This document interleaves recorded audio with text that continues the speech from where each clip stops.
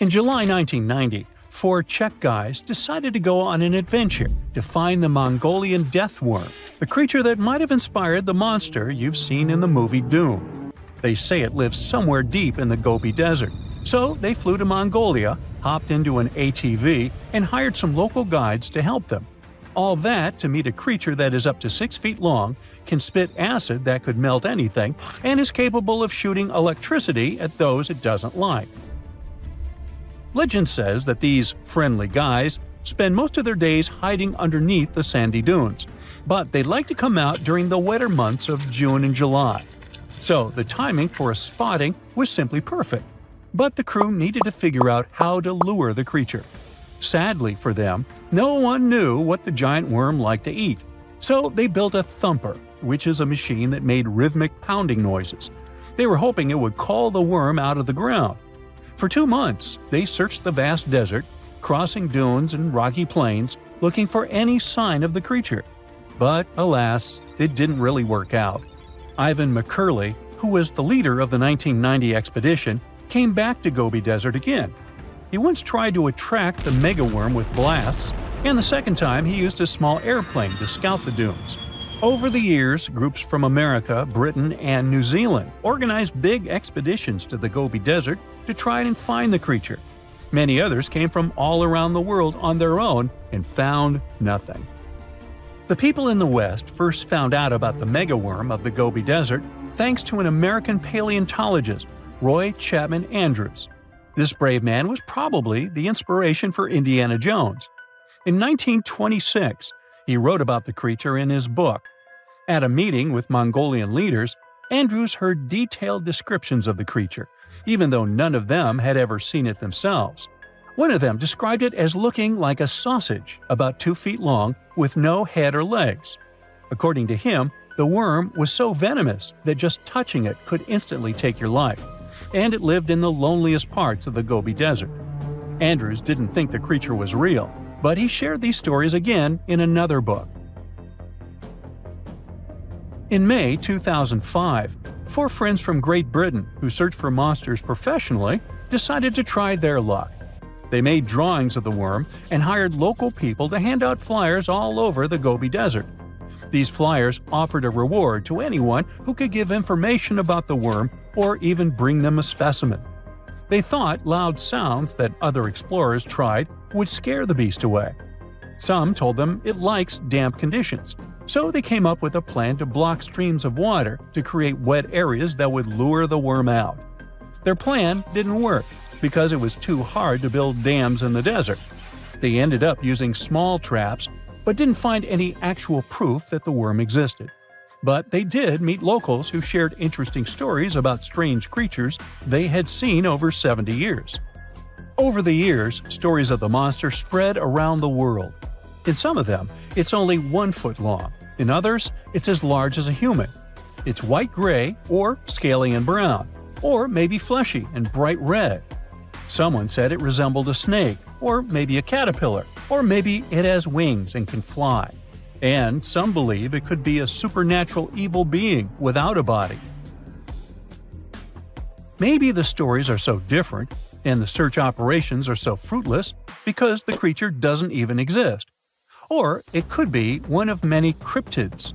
Those creatures like Bigfoot, Yeti, the Loch Ness Monster, their existence has yet to be proven. In 1983, one scientist who was visiting the region heard that an old man had managed to catch the mysterious worm. He also learned there was a nest nearby. The scientist bravely approached the hole in the sand and put his hand inside. A giant creature dragged him in, and he was never seen again. Just kidding. He actually found a Tartar sand boa inside. It's a chunky, burrowing, non-venomous snake that has small eyes and gray-brown scales. He showed it to the locals to verify if it was the monster, and supposedly all of them said yes. Most Mongolians who know about the worm still believe it's real. Now, even though people call our supposed monster a worm, it's just what it sounds like in the English translation. Many Mongol cultures have used this word for centuries to refer to any animals they thought to be really dangerous, especially snakes, even non-venomous ones. So, it doesn't have to be a literal worm after all. Worms are soft and squishy, but a creature living in the harsh Gobi Desert would need to be tougher, more like a snake or a type of lizard without legs. Neither of these creatures can shoot electricity or spit acid like they say the death worm does. But some snakes, like cobras, can spit venom that's dangerous for people. If it were real, the creature would have a backbone, and explorers searching for it would likely find some bones or evidence left behind. And there are actually fossil remains all over the Gobi Desert. Scientists found representatives of over 80 dino groups here over the last almost 100 years. It all started with the world's first dinosaur egg nests. This discovery changed all the scientists knew about dinos. It was the first proof they laid eggs. In the following 2 years, the same expedition team unearthed over 100 dinosaurs and took them to the American Museum of Natural History, where you can still see them today. Some of them were swimming around in the Cretaceous Sea that used to be here about 71 million years ago. They resembled modern birds. The mystery of the megaworm is still unsolved, but there used to be another mystery scientists finally managed to explain. Back in the 13th century, a famous traveler, Marco Polo, not the guy from the swimming pool game, crossed the Gobi Desert. He thought he could hear mysterious noises, like the sounds of musical instruments such as drums. He wrote about it in his book and believed he might be hearing the voices of restless spirits. Scientists call these noises singing sands or booming sands. Unlike the squeaky sound you might hear when walking on a sandy beach, these desert sounds are much louder, like a musical instrument playing deep, haunting notes. Over the years, people came up with all kinds of ideas about what caused the sounds, like underground water or winds making the sand vibrate. Not all dunes can do this, and scientists wanted to figure out why. Sometimes the winds might cause a small avalanche on the side of a dune, and then you can hear the magical sound start. But this is rare. So, to study it, scientists had to help the dunes sing. They climbed to the top of a dune and slid down on their backs, using their hands and feet to push sand down. As the sand tumbled, the sound started softly and got louder. They could even feel the vibrations with their hands. So they found out that for a dune to sing, a few special things need to happen. The grains of sand must be the right shape. The dune has to be big, and the sand must be very dry, so no singing after it rains. Inside the dune, there's a hard layer of packed sand that acts like a giant speaker. This layer bounces the sound waves back and forth, makes the noise louder and louder, and creates a haunting melody that can fill the desert air. In other words, the dunes can play tunes. Yeah, sorry, I couldn't help myself with that one. Mirror check. You've got your beige parka on, your chisel is packed, and your overnight plane ride to Saudi Arabia is booked. You know what this means, right? Unfortunately, you weren't cast in the remake of Dune. It just means that you're ready to go explore the world's largest desert areas in the hopes of uncovering prehistoric secrets about our ancestors. Let's get one thing straight. If you ever thought that deserts were empty spaces, think again. They might be filled with sand as far as the eye can see, but they also hold a lot of history, you know, because before humans settled down in cities and towns, we were nomadic people, and we traveled all around the globe looking for food, water, and shelter. So we had to come up with some interesting stuff to survive. Like this thing that was found in the desert of Saudi Arabia. Do you have any idea what this could have been? Over many years, scientists have discussed the origins and use of huge structures such as these ones. It seems our Neolithic ancestors were way smarter than we gave them credit for. They didn't spend all their hours around the fire carving weapons out of stone. No, they were also practicing their architectural skills. These huge stone structures are called desert kites, because if you look at them from a distance, well, they sort of look like kites. Archaeologists have arrived at the consensus that these kites were used to lure animals in. This way, it would make it easier for our ancestors to guarantee their week's food. But that's not all. Take a look at these monolithic structures right here. They show us that our ancestors probably drew on rocks, the blueprint of what they were going to build on the ground. Just like modern-day architects, desert kites could be miles long, so they drew out a plan before actually building them. The most surprising feature of all is that these kites were built even before things such as Stonehenge. We're talking around 7,000 to 9,000 years ago. Over the last decade, scientists have been able to identify over 6,000 desert kites spread across the Middle East and West and Central Asia. If you don't think this huge, try building something this large without the help of any drones. It looks like a pretty difficult feat to me. And apparently, Saudi Arabia's desert is filled with more amazing things. Scientists have found mysterious stone structures that are older than the pyramids of Giza in Egypt. So of course, you can't wait to go check that out.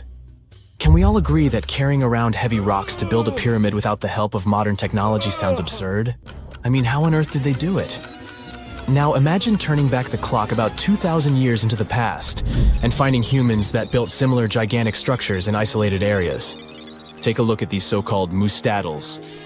They are rectangular structures built from piled-up stones, found over 77,000 square miles. Some archaeologists believe that these monuments were used for ritualistic purposes, maybe processions of some kind, where people would walk from one end of the plateau to the other. I'd be down for that. Now let's move on to another deserted area. We're entering the world-famous Sahara Desert landscape. Isn't it beautiful? Here, you're about to unravel an ancient mystery, something that took years for researchers to solve. Fun fact, the Sahara Desert is the world's largest hot desert. It spans over 3 million square miles, which would be like putting 1,000 times the country of Hawaii next to each other. We say it's the largest hot desert because the world's largest desert area is Antarctica. But we all know temperatures over there are freezing, not the typical image of when we think of a desert. Deep into the desert, near the Algerian town of Fougeret et Zoua, something strange was found. For decades, these tiny dots appeared on images of Google Earth, but nobody could explain what they were. Some scientists were sure that these circles are the result of oil activity in the region. Others guessed that these were ancient fogeras or ancient water wells. There are dozens of them, stretching for miles and miles in a straight line. The strange thing is that they are always far away from any town, road, or human activity in general. So what was or is their purpose? If you had to take a guess, what would you say? Remember we talked about how our ancestors had to be creative in order to survive in the desert? Let's try to walk in their shoes for a minute. Imagine you're a nomadic hunter-gatherer living in a desert area. You spend your days basking in the hot sun, trying to count all the grains of sand around you. But you also need to eat and drink water. But how on earth do you get water in a desert? Sure, you can hope to keep running into oasis every week or so, but that seems a bit risky, doesn't it? That's why North African people invented the so-called fogeras. The fogeras are a 2,500-year-old irrigation system. Locals would dig deep wells in elevated areas, wells deep enough to tap into underground water. Then, they would dig parallel shafts at regular distances. This way, the water would flow from the main well down into all the shafts and irrigate entire areas. Travelers could stop by the shafts and quench their thirst. They could also raise livestock and tend to crops. Pretty clever, huh? As much as these holes did look like fogaras, a little bit of research would show you that they're not. You see, these shafts were built in a line, and not in a circular shape like the ones we're looking at now. So maybe it has something to do with the second option? Maybe these desert holes were related to oil activity in the region? Let's have a look at the holes up close and personal. From Google Earth, they don't seem that big, but in real life, they are huge craters. The tip to uncovering what they are is hidden beneath the sand. If you were one of the researchers originally uncovering the truth behind this mystery, you would have found something unique hidden in the sand. Old dynamites and vintage sardine cans. Putting the pieces of the puzzle together, scientists found that these sardine cans were a model from the 1950s and 1960s. It seems that entire teams from that decade would camp out while they surveyed the area for oil. And what about the dynamites? These were used for seismic surveying. This is an old technique, used to identify if there is oil and gas beneath the Earth's surface. Still in North Africa, you find out about another desert mystery worth exploring. Near the city of Tiaret, southwest of Algeria's capital, one runs into 13 peculiar monuments. These structures are also called jedars, and yes, I am aware of how much that may sound like a Star Wars reference. They are pyramid-like in their shapes, and as far as scientists know, they were used as final resting places for the people who lived in the region. Can you guess who these were?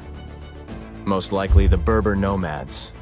And since we're talking about ancient stuff, They were probably built between the 4th and 7th centuries CE. Once scientists began to explore the insides of these monuments, they found they were pretty big inside. They found large underground vaults, chambers, and labyrinth-like corridors that gave way to over 20 compartments.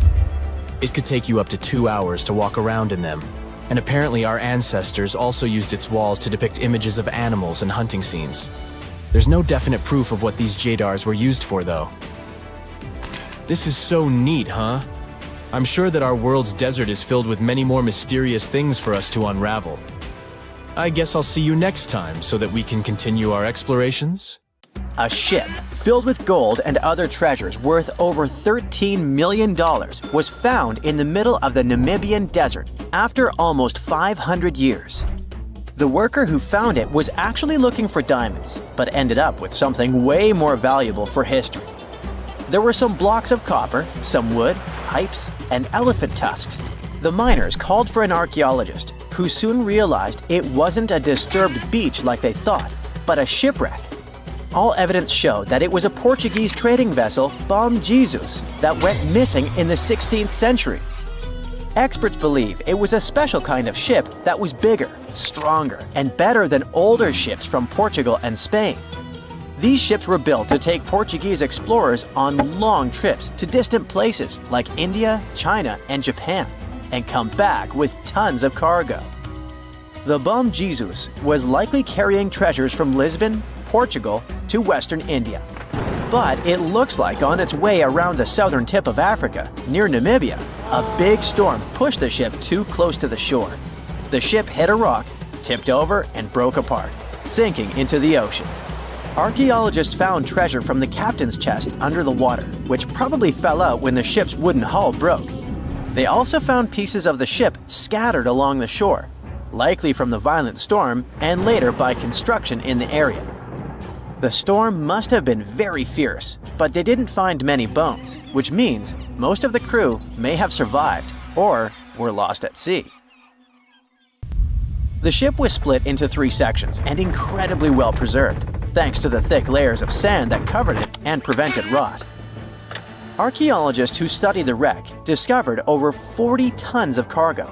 There were cannons, swords, blocks of metal like lead and tin, fabrics, and tools that sailors used to navigate the stars while traveling across the ocean. The most exciting discovery was 1,845 copper ingots, weighing as much as 16 to 17 tons altogether. Those copper ingots, or pieces of pure metal, are still in great condition because the hull of the ship and layers of sand protected them from ocean water. The scientists even managed to read the trademarks on them on site and learned they were made by a super wealthy German trading company. There were also more than 2,000 shiny gold and silver coins from different countries, and 105 enormous elephant tusks weighing about 2 tons. The tusks were likely supposed to become luxury items, like jewelry or carvings at the destination. Archaeologists took some DNA samples from the tusks and found that they came from West African forests and savanna elephants. Researchers were lucky that the ship was found in a restricted diamond mining area. No scavengers were able to get their hands on the treasures. The Bom Jesus remains the oldest and most valuable shipwreck that was ever discovered off the western coast of sub-Saharan Africa. Another shipwreck recently found by accident was buried under a 10-foot tall sand dune near the Caspian Sea. Some people call it the world's largest lake, and it has water levels that rise and fall over time because of the changes in weather patterns. These changes can move sand and uncover things like this shipwreck and other treasures along the coast. As the dune slowly disappeared, the ship started to show. Before digging it out, scientists worried that waves from the sea might damage the wreck. To protect it, they built a wall using thousands of sandbags to keep the waves away. When the ship was uncovered, they discovered it was a 3-masted, 92-foot-long merchant ship with a strong double hull. Wood samples showed the ship was built in the 18th to 19th century using trees like Scots pine, spruce, and larch from the Volga River area or the Caucasus. They even found buckwheat and plants from the same region. which were probably traded or used to feed the sailors. It proves that the ship was part of a group of merchant ships that once sailed the Caspian Sea. An amateur fisherman who was 20 feet under the sea off the coast of Turkey noticed some huge metal remains. He had an underwater camera, so he made footage of the discovery and took it to scientists. They immediately started an investigation and learned that it must be a shipwreck from the first decades of the 20th century. It could be one of the Ottoman Empire ships that had an important mission to deliver supplies, but disappeared without a trace. Scientists got permission to study this Black Sea wreck in detail to learn more about its mysteries. They're hoping to find its shipyard documents to find some answers, as the ship itself is in terrible condition and is tricky to work with. Robot submersibles that belong to an oil and gas company noticed hundreds of intact ancient storage jars sitting on the seabed in the eastern Mediterranean. Experts think those jars are 3,300 years old. This makes the find the oldest shipwreck from the deep sea. The jugs were probably used to store oil or other agricultural products like fruit. This proves that the people who made them organized maritime trade and had incredible navigational skills. It looks like the ancient mariners managed to traverse the Mediterranean Sea without a line of sight to any coast. All they could see was the horizon, so they must have used the sun and other stars to find their way. Off the coast of Sicily, under 20 feet of sand and rock, archaeologists found a shipwreck so old that they aren't even sure what materials were used to build it. They think the ship is from the 5th or 6th century BCE, which means it's over 2,500 years old. This ancient ship wasn't alone. Researchers also found 2 iron anchors shaped like an upside-down T from around the 7th century of the Common Era, and 4 stone anchors from prehistoric times nearby. One of the stone anchors was broken and may have had wooden pieces attached to help it hold on to the seafloor. They figured out that the ship itself was built using the on-shell technique. The wooden planks of the ship were connected so tightly that they could support the ship on their own, with extra beams added just to make it stronger. Sadly, the ship's wooden hull is very fragile now because tiny sea creatures that eat wood have damaged it over the years. Scientists are being extra careful as they study it to make sure it doesn't fall apart. This discovery is such a big deal because it was built during a time when Sicily was super important for trade. Back then, the Greeks and Punics were trying to take control of the seas long before Rome became the ruler of the Mediterranean. By studying this ship, scientists hope to learn more about how people traveled and traded in those ancient times. One more shipwreck, this time off the coast of Kenya. Could be from Vasco da Gama's final voyage. This Portuguese explorer was the first European to reach India by sea around the Cape of Good Hope. Local fishermen discovered the shipwreck in question in 2013. When an underwater archaeologist came to check it out, he found some treasures at the spot: elephant tusks and valuable copper ingots. If this find really has to do with Vasco da Gama, then it must be from the 16th century. It was the year of his 3rd and final voyage to India. Da Gama led a huge fleet of 20 ships, one of which was the Scorching. Most of the ship is hidden under layers of coral, and a whole team of scientists are carefully digging trenches to find parts of the ship's wooden frame and hull. Phew! This summer has been turning up the heat like never before. We feel like roasted marshmallows on a sizzling grill. Yes, the world is getting hotter, but some regions have always fought with high temperatures. It turns out people had some inventions to keep themselves cool in ancient times too. Some of them are still functioning, even 3,000 years later. Let's take a look at how people saved themselves from heat throughout history. So, put an ice cube into your cold drink and get ready to hear how people survived the heat. Speaking of ice cubes, do you know that the Persians made an ice storage system? In the deserts of ancient Persia, people had an out-of-the-box idea about how to prevent their food from turning into a melted mess. these ingenious Persians stumbled upon a physics trick that allowed them to create ice in the middle of the desert. They called these cool structures yakchals, which basically means ice pits. These ice pits were not your ordinary coolers. They were like secret underground fridges. They looked like dome-shaped mud brick structures on the outside, but inside, it was a whole different world. These ice pits had an evaporation cooler system that worked like magic. At night, when the desert cooled down, Persians made use of the radiative cooling effect. They set up cleverly designed trenches to hold thin layers of water. The water froze, defying the desert heat. Then there were underground square storage areas. The Persians collected the melting ice water from these cooled trenches, and during the night, they froze it again, making the most of the desert's natural chill. To add to the cooling effect, they built a wall to shade the storage areas from the hot midday sun. And that's not all.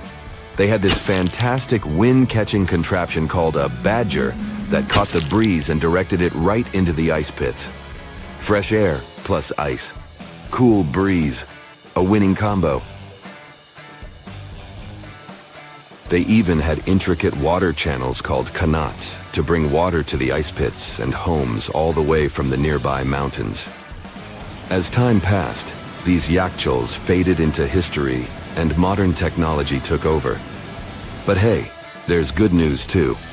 Some awesome folks in Iran are restoring these ancient coolers.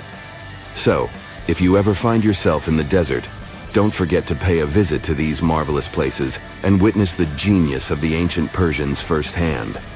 Now, I want to focus more on the wind catchers because they don't just help make ice cubes. They actually function as a cooling system as well. Back in the day, those clever architectural wonders were all the rage in places like Persia, modern-day Iran, Egypt, and the Middle East. Imagine tower-like structures with openings at various levels strategically placed to harness the power of nature's breeze. These openings were like magical portals for the wind. They captured those refreshing gusts and guided them right into people's living spaces. Basically, they were natural air conditioners. The breeze would gracefully flow downward, cooling the ground as it danced through the building. The secret sauce lies in the details. The tower's height, the number of sides, the openings, and the positioning of the interior blades. Everything plays its role in how efficiently the wind towers work out. Thanks to these wind catchers, ancient societies could enjoy comfy indoor temperatures without sweating. Can you imagine living in those times? Feeling the gentle breeze whisking through your home, keeping you feeling fresh and chilled out? The Persians are often credited for inventing these awesome wind catchers. But hey, don't forget about Egypt. There, you can find traces of similar structures dating all the way back to 1300 BCE. Yes, the invention of wind catchers may have occurred in ancient Egypt, but Yazid in Iran is the city with the largest number of wind catchers. People wouldn't have been able to live there without these ancient ACs because there was almost no rain in the area throughout the year. Now, let's look at these perforated double-skinned exteriors. Imagine dressing up a building with a fancy perforated screen. It's like giving its exterior a stylish makeover while keeping things chill inside. This genius technique, firstly, scatters the natural daylight, so no harsh sunbeams to blind you. The screen also offers shade like a pro, giving the building's interior a much-needed break from the blazing sun. Think of it as a natural sun hat for your home. Placing this screen about 4 feet away from the outer walls creates a breezy, dreamy hallway for fresh air circulation. And hey, they add a touch of elegance to the building too. These structures are sometimes called jali.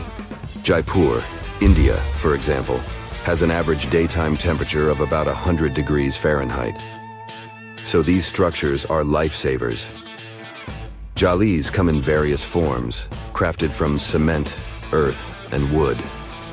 It's a cultural symbol deeply embedded in Indian architecture. You can find its captivating presence in iconic historical buildings like the majestic Taj Mahal and the Grand Red Fort in Delhi. But hey, it's not just a thing of the past. It's still rocking modern architecture scenes, and its charm has sparked creativity in artists and designers worldwide. It adorns the building's exterior, its cross-section showing a larger opening on the outside and a smaller one on the inside. This is where the Venturi effect steps in to show off its physics prowess.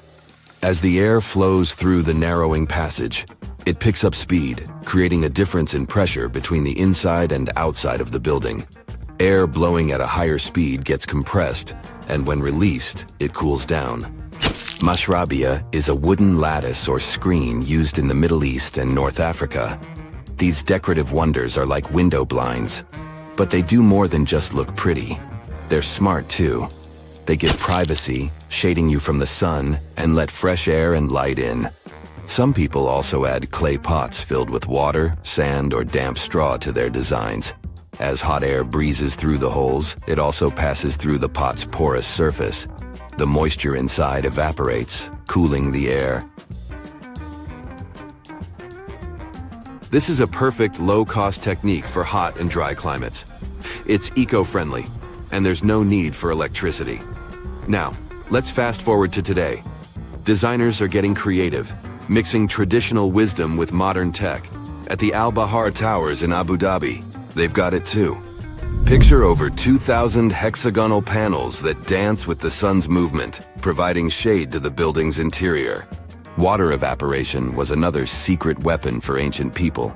Simple, yet super effective. Plus, ancient Egyptians hung wet mats and curtains in doorways. When the air passed through them, it cooled down, providing a relief from the scorching sun. Ancient architects were the masters of maximizing airflow. They knew how to cross-ventilate and let hot air escape while inviting cooler air to the party. Speaking of ancient Rome, bathhouses were the place to be back then. It was like a community hub. People gathered to chat about politics, play sports, and, of course, take a relaxing dip. The frigidarium was the cool spot in Roman baths. After a steamy soak in the caldarium, Romans dashed to this giant pool to chill out. Then in some places, like Cappadocia in Turkey, people went underground to hide from the heat. They carved cozy dwellings in volcanic rock, harnessing the Earth's natural cooling powers. So the lesson here is simple. Architects and designers can create wonders by combining local traditions with smart tech. California's Death Valley boasts the highest officially registered temperature to date, with 134 degrees Fahrenheit in 1913. Meanwhile, Africa's sweltering record stands at 131 degrees Fahrenheit in Kebili, Tunisia, as noted in 1931. In Europe, the highest temperature ever documented reached almost 120 degrees Fahrenheit in Sicily in August 2021. Then, in 2022, the UK had the hottest summer of all time. Something exciting and kinda unexpected popped out among the rocks of the Ica Valley in Peru. The bones of a really old whale that lived almost 40 million years ago. At first, no one was really impressed because the bones they found were big and weirdly shaped, so people just thought they were looking at giant boulders.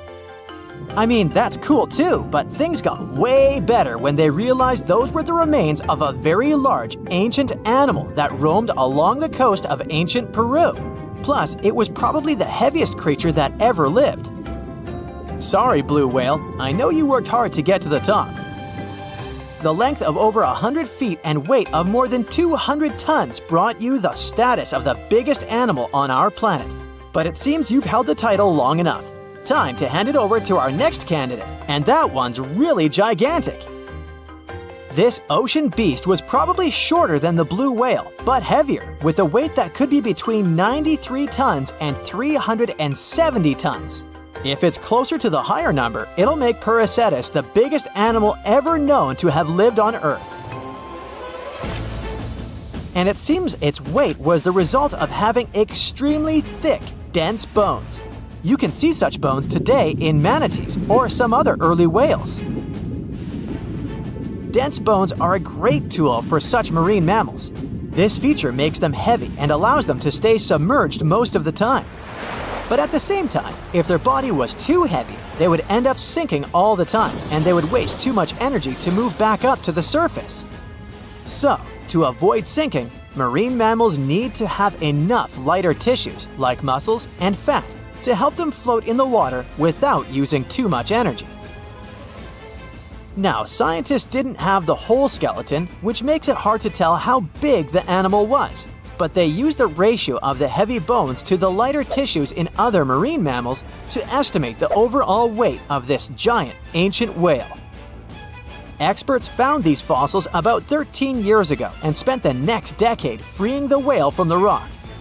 Its anatomy and age showed this whale was a cousin of Basilosaurus, a whale that had a long snout full of sharp teeth, and a sleek body similar to that of an eel.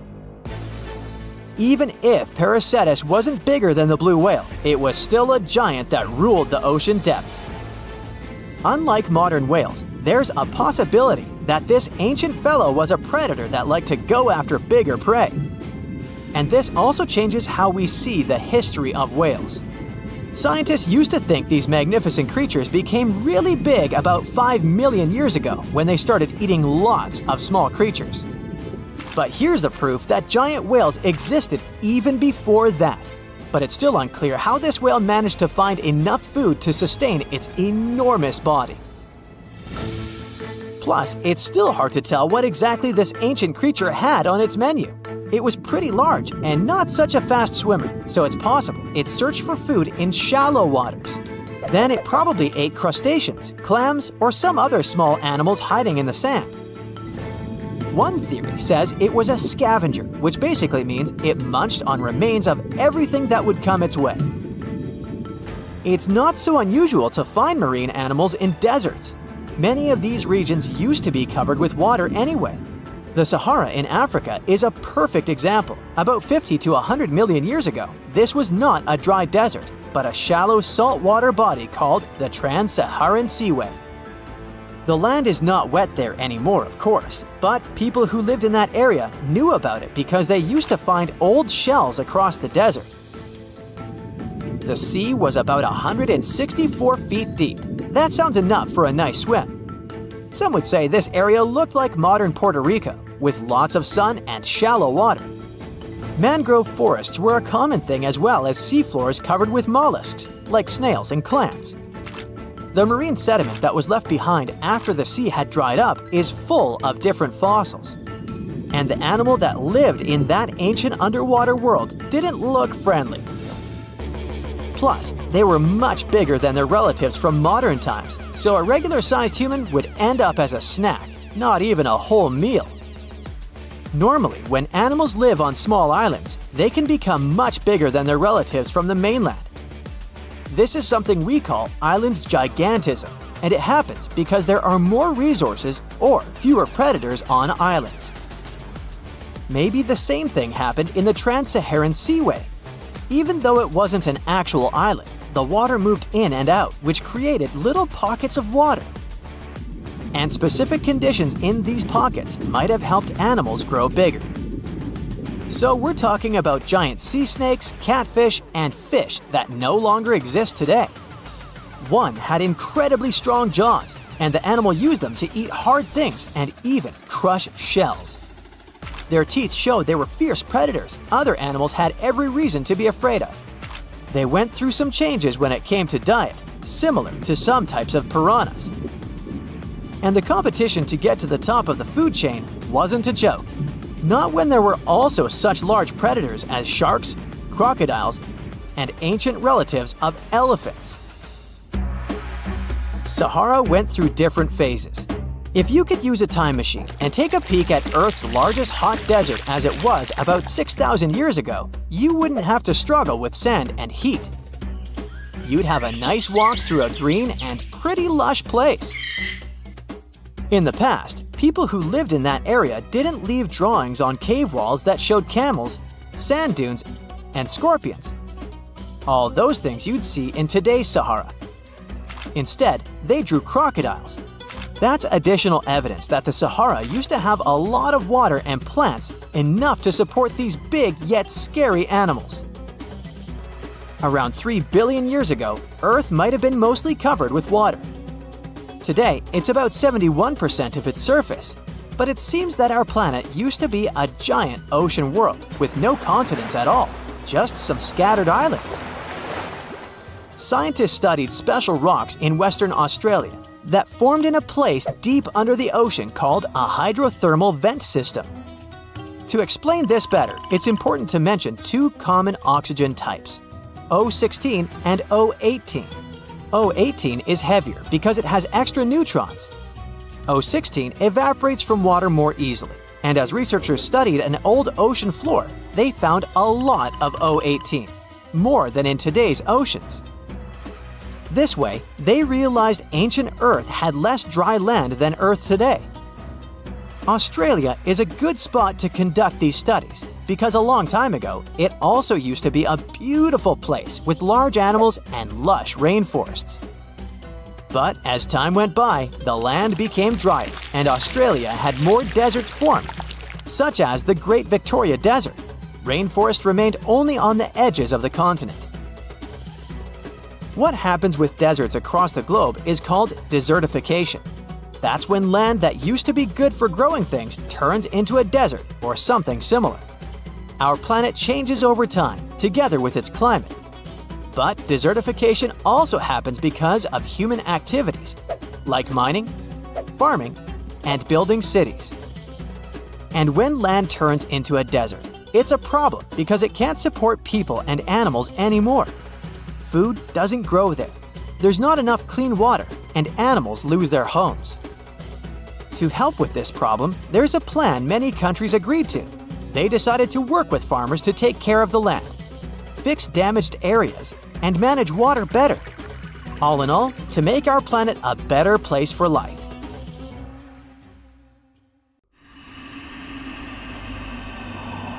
You're walking along a hot desert under the scorching sun. You run out of supplies. There's no more water. You dream about rain, but there are no clouds in the sky. With each step, you lose more and more strength and fall. You notice a small pond nearby. Is it real water or just a mirage? You can't get to your feet, so you crawl there. The water is getting closer by the minute, but not because you're moving towards it. It's the water approaching you. In a few minutes, the pond area increases. Here, you're already in it. A small lake is formed, 60 feet deep, at the place where the piece of desert was. This real event happened in 2014 in the Tunisian desert. No one knows exactly on what day the lake appeared, since this part of the south of Tunisia is sparsely populated. At first, shepherds passing by saw the lake and didn't believe their eyes. In the next few hours, hundreds of locals came running to the place. They began to swim, jumping into the water from the surrounding rocks. But a few days later, something strange happened to the lake. In the beginning, it was a crystal clear turquoise blue color, but then it turned dark green. People didn't attach any importance to this and continued to swim. They shouldn't have done that. The scientists and geologists arrived and immediately announced that it wasn't safe to swim in the lake. Muddy green water means the lake is stagnating. It's not refreshed, it's not fed by underground springs. Now the lake is filled with algae and a lot of harmful bacteria that can cause serious diseases. They also found out that this region of Tunisia is filled with huge deposits of phosphate. This substance can disintegrate and leave radioactive traces. The lake can be carcinogenic, toxic, and hazardous for any living organism. But people didn't worry about this too much. They walk in the middle of the desert, while the sun heats the air to 104 degrees Fahrenheit. Most of them are unlikely to refuse to jump into cool water, despite the warnings of scientists. Until now, no one knows exactly the reason for the appearance of the lake. Some scientists believe the lake was formed because of heavy rains. The lake is surrounded by rocks and is located inside a canyon. The water could just accumulate after each storm. Some geologists think an earthquake was the cause of the lake. A small seismic activity provoked the rupture of the Earth's rock above the water table, and through this hole, all the water splashed out. And if this theory is correct, then the lake can be pulled back underground through cracks. This is the same as when you pull the plug out of a drain hole in a filled bathtub. Any small earthquake is like pulling the plug out. Therefore, if you find yourself in these places, don't swim in this radioactive lake. We're going to the Caribbean Islands region. Among the clear blue sea, you can find a unique lake. It's located on one of the Paradisical Islands. You may not even notice the lake right away. The entire territory may seem like a huge concrete platform, but the main thing is not to step on its surface. Pitch Lake is a lake filled not with water, but with liquid asphalt. This is the largest asphalt deposit in the world. Steam is coming from all over the lake as it's hot. The depth of this lake is 250 feet. An entire passenger Boeing could fit there in an upright position. The lake is not fully studied, but scientists believe there's a deep fault in the Earth's crust under it. A huge amount of oil seeps through it. It passes through various chemical compounds and turns it into the asphalt. According to rough estimates, there are about 10 million tons of hot material inside this place. Theoretically, no life can exist in such conditions, but scientists have discovered a colony of microbes. Somehow, these creatures have learned to survive here. This also suggests that life outside of our planet may exist. The largest moon of Saturn, Titan, has many hydrocarbon lakes on the surface. And if the simplest forms of life appeared among a million tons of molten asphalt here on Earth, then nothing prevents them from appearing on Titan. We're going to Indonesia, to the island of Java. You need to climb a large volcano to see the next phenomenon. The volcano is overgrown with grass and trees, but it doesn't seem to be sleeping. Smoke is pouring out of its mouth. You climb to the top and see a clear lake instead of boiling magma. The blue sky is reflected in its bright turquoise surface. But don't try to jump there. This lake is filled with acid. The magma inside volcanoes comes from the deep bowels of the Earth's crust. The incandescent liquid consists of many molten metals and chemical compounds, and the lake is filled with particles of these metals. In addition, the volcano emits sulfur dioxide gases. When they combine with metals, they form a beautiful turquoise color. You'd better come back here at night. In some places, a lot of sulfur is concentrated. These accumulations come out of the lake and come into contact with the air. When this happens, everything around bursts into bright blue flame. It's safe to observe this from the side, but don't get too close. Nearby, on this island, there's another acid lake. It also releases sulfurous gases into the air, which are easily ignited when in contact with oxygen. And when this happens, the gases burst into a bright blue electric flame. It's difficult to see the flames during the day. At night, you can see these flashes from afar. Our next location is Australia. You start the drone high above the forest area. Among the green dense forests, you can see a bright pink spot. It's our lake. This time, the beautiful pink color may not stop you from swimming. You can relax here and take beautiful photos. The lake attracts thousands of tourists, but scientists have only recently been able to find out the reason for the unusual color. At the bottom of this salty lake in Melbourne, special algae grow and secrete a red pigment. In combination with sunlight, high temperatures, and a small amount of precipitation, it turns the lake pink. By the way, Australia is not the only place with such a phenomenon. There are lakes with a pink tinge of water all over the world. You can find them in Senegal, Bolivia, Kenya, and many other countries. The water of these places is also salty and contains the red pigment of unusual algae. We leave the hot beaches and fly to cold Canada. Here, we see a frozen Lake Abraham. We step on the ice and notice huge frozen bubbles inside. They resemble jellyfish, and there are thousands of them there. This is methane. It's a highly flammable substance. The grass, leaves, pieces of trees, and any organic substances that fall into the lake become food for a lot of bacteria that emit methane. Upon contact with frozen water, methane turns into tens of thousands of frozen balls. When the ice melts, the bubbles burst and sizzle. This phenomenon can also be observed on some shores of the Arctic Ocean. There, the size of the bubbles can reach several times more than balloons. It's a beautiful sight, but it's not safe since methane ignites when it contacts with air. We're in the coldest place of our journey.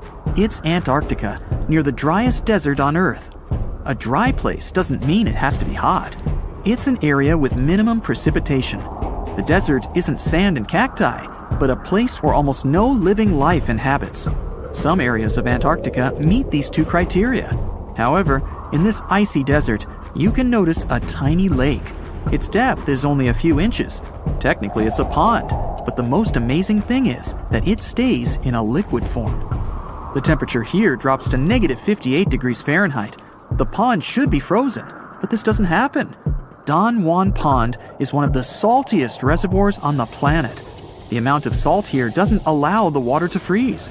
Scientists have been studying this lake for more than 60 years, but they still can't find out the exact reason for the appearance of water here.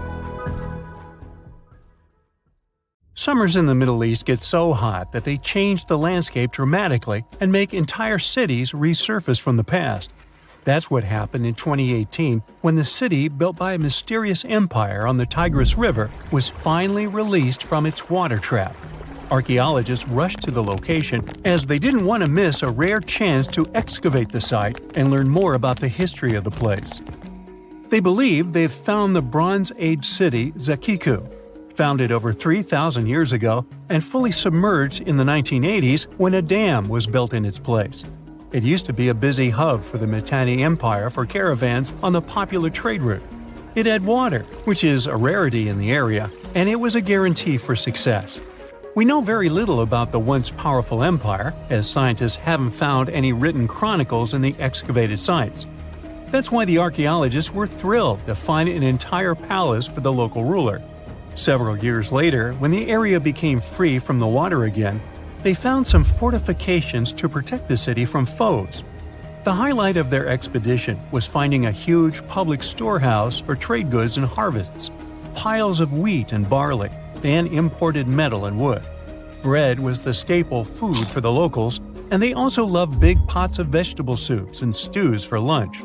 Each household kept sheep, goats, cows, and pigs, so they had a steady source of milk and meat for special occasions. All the constructions found so far were built from bricks molded from mud. The walls that were underwater for over 40 years are so well preserved as if they went down yesterday. The royal palace stands out as it's larger than the other constructions, has thicker walls, and even pavements made of baked mud bricks that were sealed to be waterproof. The local king must have been in good relations with the emperor of the larger empire, of which Akiku was dependent. Traders who lived in the city collected wooden beams and took them to storehouses. The beams arrived down the Tigris River from the forests in the mountains in the north and east of Mesopotamia. Merchants came here to sell their goods and then crossed the Tigris on their way to the borderlands. Zakiku was thriving as a center of commerce for about 6 centuries until it was hit by a massive earthquake in 1350. Archaeologists found 5 ceramic vessels holding over 100 clay tablets made close after the earthquake. It's almost a miracle that small tablets of unfired clay managed to survive underwater for decades. People who created those must have carved notes on clay while it was still wet. They wrote about anything, from newly stored harvests to notes for other kingdoms. Then they would let the message dry in the sun. Scribes even had to learn a different language so that everyone outside the city could read it. Scientists believe the tablets they found used to be part of a private archive. They hoped to decipher the notes to learn more about the history of Zakiku and the whole empire after the terrible earthquake. The damage to the buildings was so enormous that it was impossible to restore Zakiku to its former glory, and if there had been any survivors, they must have left the city. Several decades later, the Assyrians, who also lived in Mesopotamia, settled here. They built their houses on the ruins of the abandoned city and used whatever structures they could find from the previous residents as outer walls.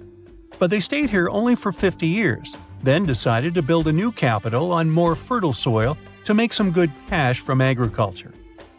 Archaeologists working in Zakiku had to halt excavations when the water levels went back up and covered the city. They sealed the ruins in tight-fitting plastic sheets and put stones and gravel on top. They hope it will help protect the priceless site from water erosion and prevent it from disappearing again. They realize how important water from the dam is for the region, but if it recedes again, they say they'll definitely continue the excavations. There was a bustling community in today's Taklamakan Desert in China around 1,600 years ago. It lived along the Naya River, which ran through the desert for miles and got its water from the melting snow in the mountains. After 3 years of work in the area, archaeologists and scientists managed to dig up 8 tombs in the desert. Thanks to the desert heat, the clothes and artifacts inside them were almost as good as new.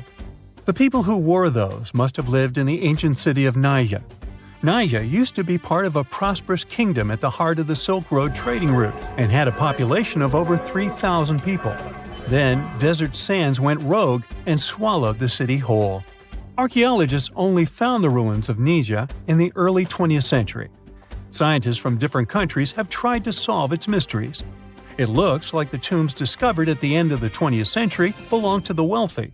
There were some expensive items inside: a quiver and bow, metal arrowheads, gold earrings, and a glass bead necklace, a lacquer box with a comb, makeup, and a sewing kit in one of the tombs.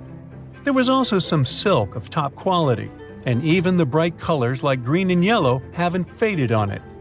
The fabric also had Chinese characters with quotes from historical books, which helped scientists identify the period in which it was made.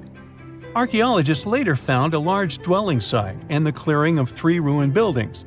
It will probably take many more years to understand why the city had fallen and what happened to its people.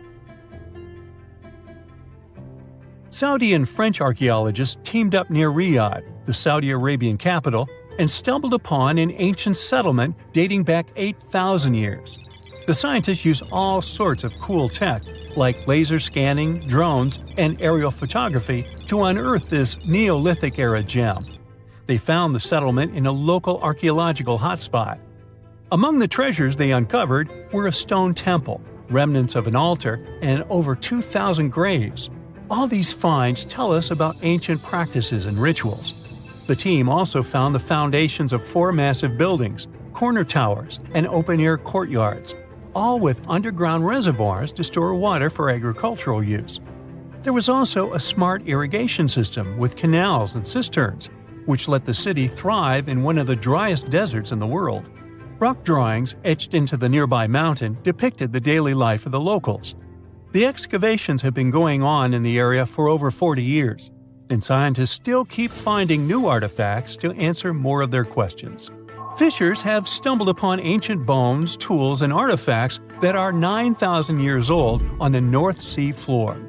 British and Dutch archaeologists and paleontologists rushed to see the finds as they were hoping it could be evidence of the submerged Doggerland. And they weren't disappointed. There were even perfect sets of footprints left by Mesolithic people who lived here. 12,000 years ago, during the last major ice age, the British Isles weren't islands at all. There was a landmass made of many hills, marshlands, and dense forests that connected them to the European continent. That landmass was Doggerland, where a prehistoric hunter-gatherer society lived and thrived. But then, the sea level started going up at the speed of 3 to 6 feet a century as glaciers were slowly but surely melting. The locals had to move to areas that today belong to England and the Netherlands. Experts decided to learn more about the history of Doggerland, using data from oil companies working in the North Sea. So far, they've created digital models of what the area of 18,000 square miles might have looked like before it vanished beneath the waves. They still need to analyze samples of ancient insects and plants and the DNA of animals to get a full picture. And now we're off to almost 5,000 years ago. Let me take you to ancient Egypt, where back in 2550 BC, guess what? The construction of the Great Pyramids of Giza started. People learned to build cathedrals and skyscrapers, but it wasn't until recently that these massive buildings appeared. It's still a mystery to even modern scientists how these pyramids were built 5,000 years ago. No wonder they are one of the 7 wonders of the ancient world. They're also the oldest of them and the only wonder of the ancient world that still exists in the 21st century.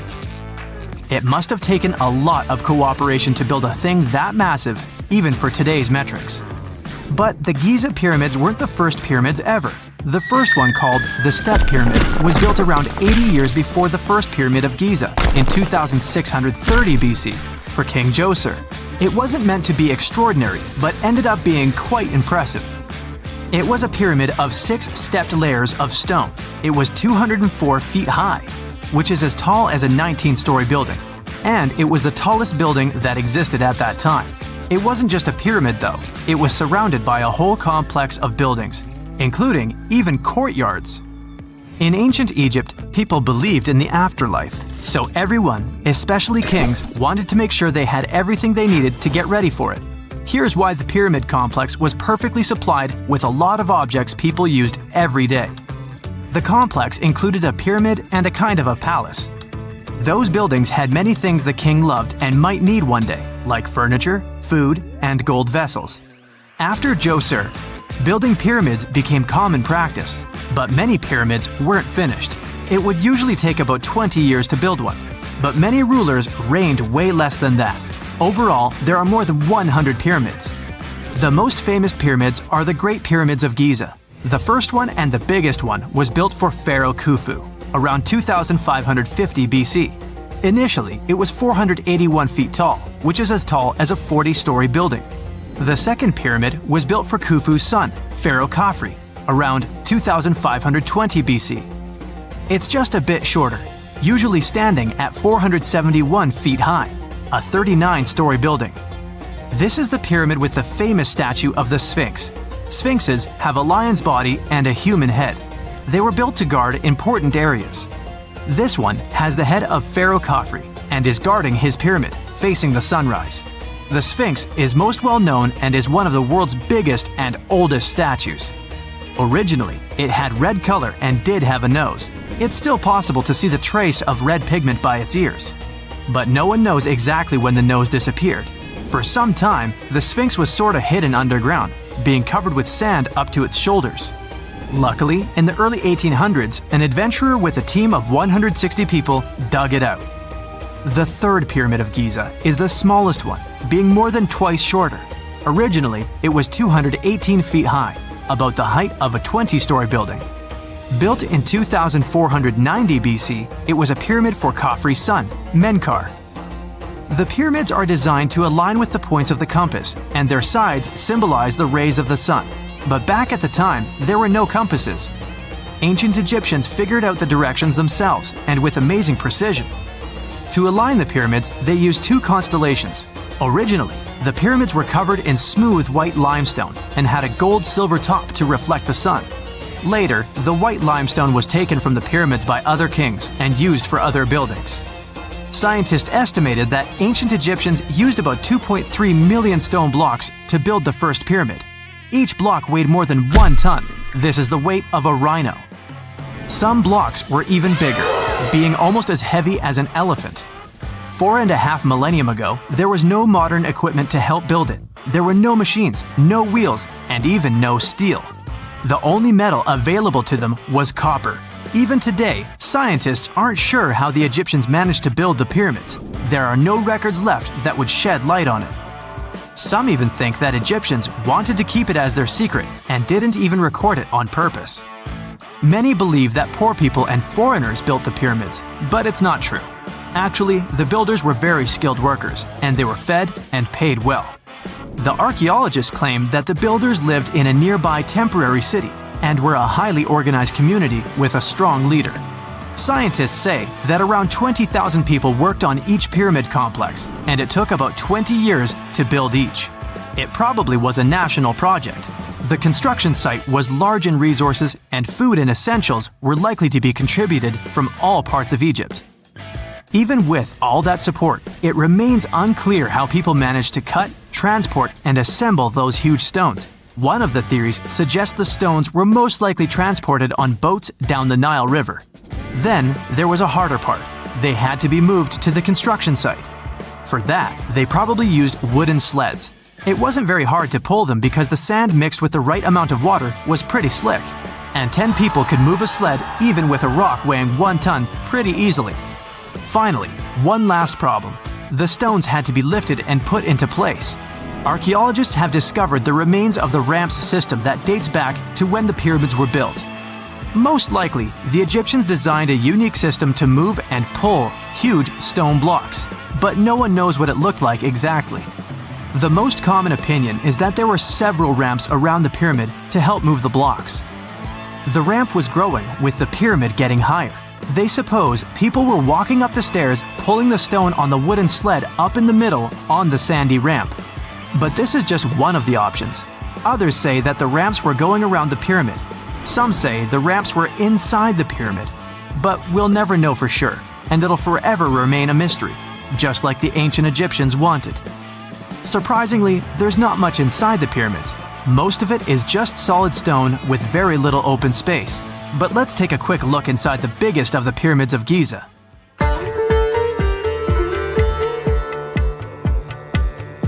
From the entrance, there are two stairs, one going down and the other one going up.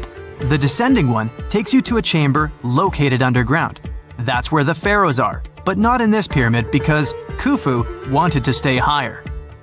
The underground room is partly unfinished. The room with Khufu's sarcophagus is called the King's Chamber. It's upstairs and then through the tall and long Grand Gallery. Below the King's Chamber, there's a room called the Queen's Chamber. There are no queens though, and no one is sure why the room is called this. Unfortunately, none of these have any hieroglyphs on the wall. They're just bare. If you want to see them, you should go to the other rooms that are decorated. Those pieces of art are depictions of ancient Egypt's culture and daily life. The texts allow researchers to study their language and grammar. Sadly, the treasures that once were here in the pyramid are long stolen. From that room, there are several tunnels for an unknown purpose. There are many tunnels and passages inside the pyramids. There are many chambers and shafts and secret ways.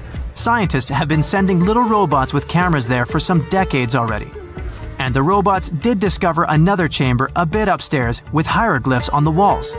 But even today, much of the pyramids is still unknown, and there's no so-called building plan of the pyramids. Egyptians did create a mystery no one can crack for 4,500 years already. Scientists recently started to X-ray the pyramid to learn what's inside it without entering it and its narrow, mysterious tunnels. What is a boat doing in the middle of a desert? You would expect to find a seagoing vessel closer to shore. This is the question archaeologists had been asking for decades.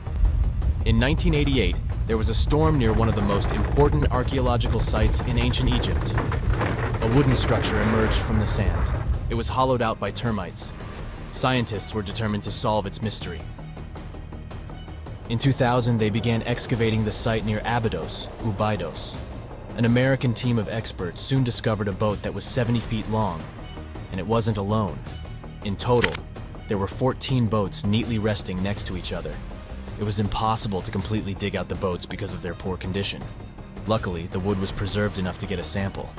Analyses revealed that the boats were around 5,000 years old, the oldest fleet in human history to this date. The time of their construction predates the pyramids at Giza by half a millennium.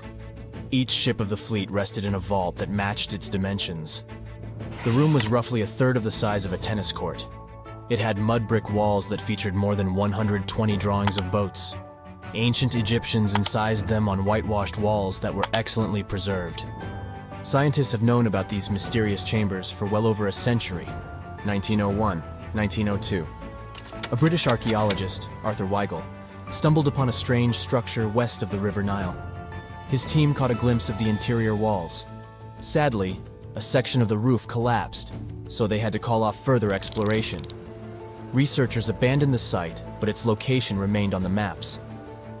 The boat's position first led scientists to think that they rested on a bank of the mighty Nile. But there was a problem with this theory.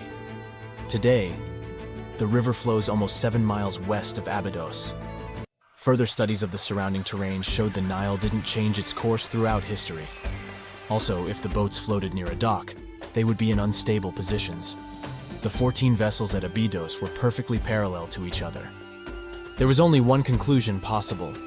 Someone had deliberately placed them like that. They must have gone through a lot of effort. Each boat had enough room for up to 30 rowers. These vessels could really float. They weren't models. but scholars still don't know if they actually sailed any body of water in ancient Egypt. This doesn't diminish the importance of the find. Previously, archaeologists found only small-scale models. In King Tut's tomb alone, there were 35 boat models.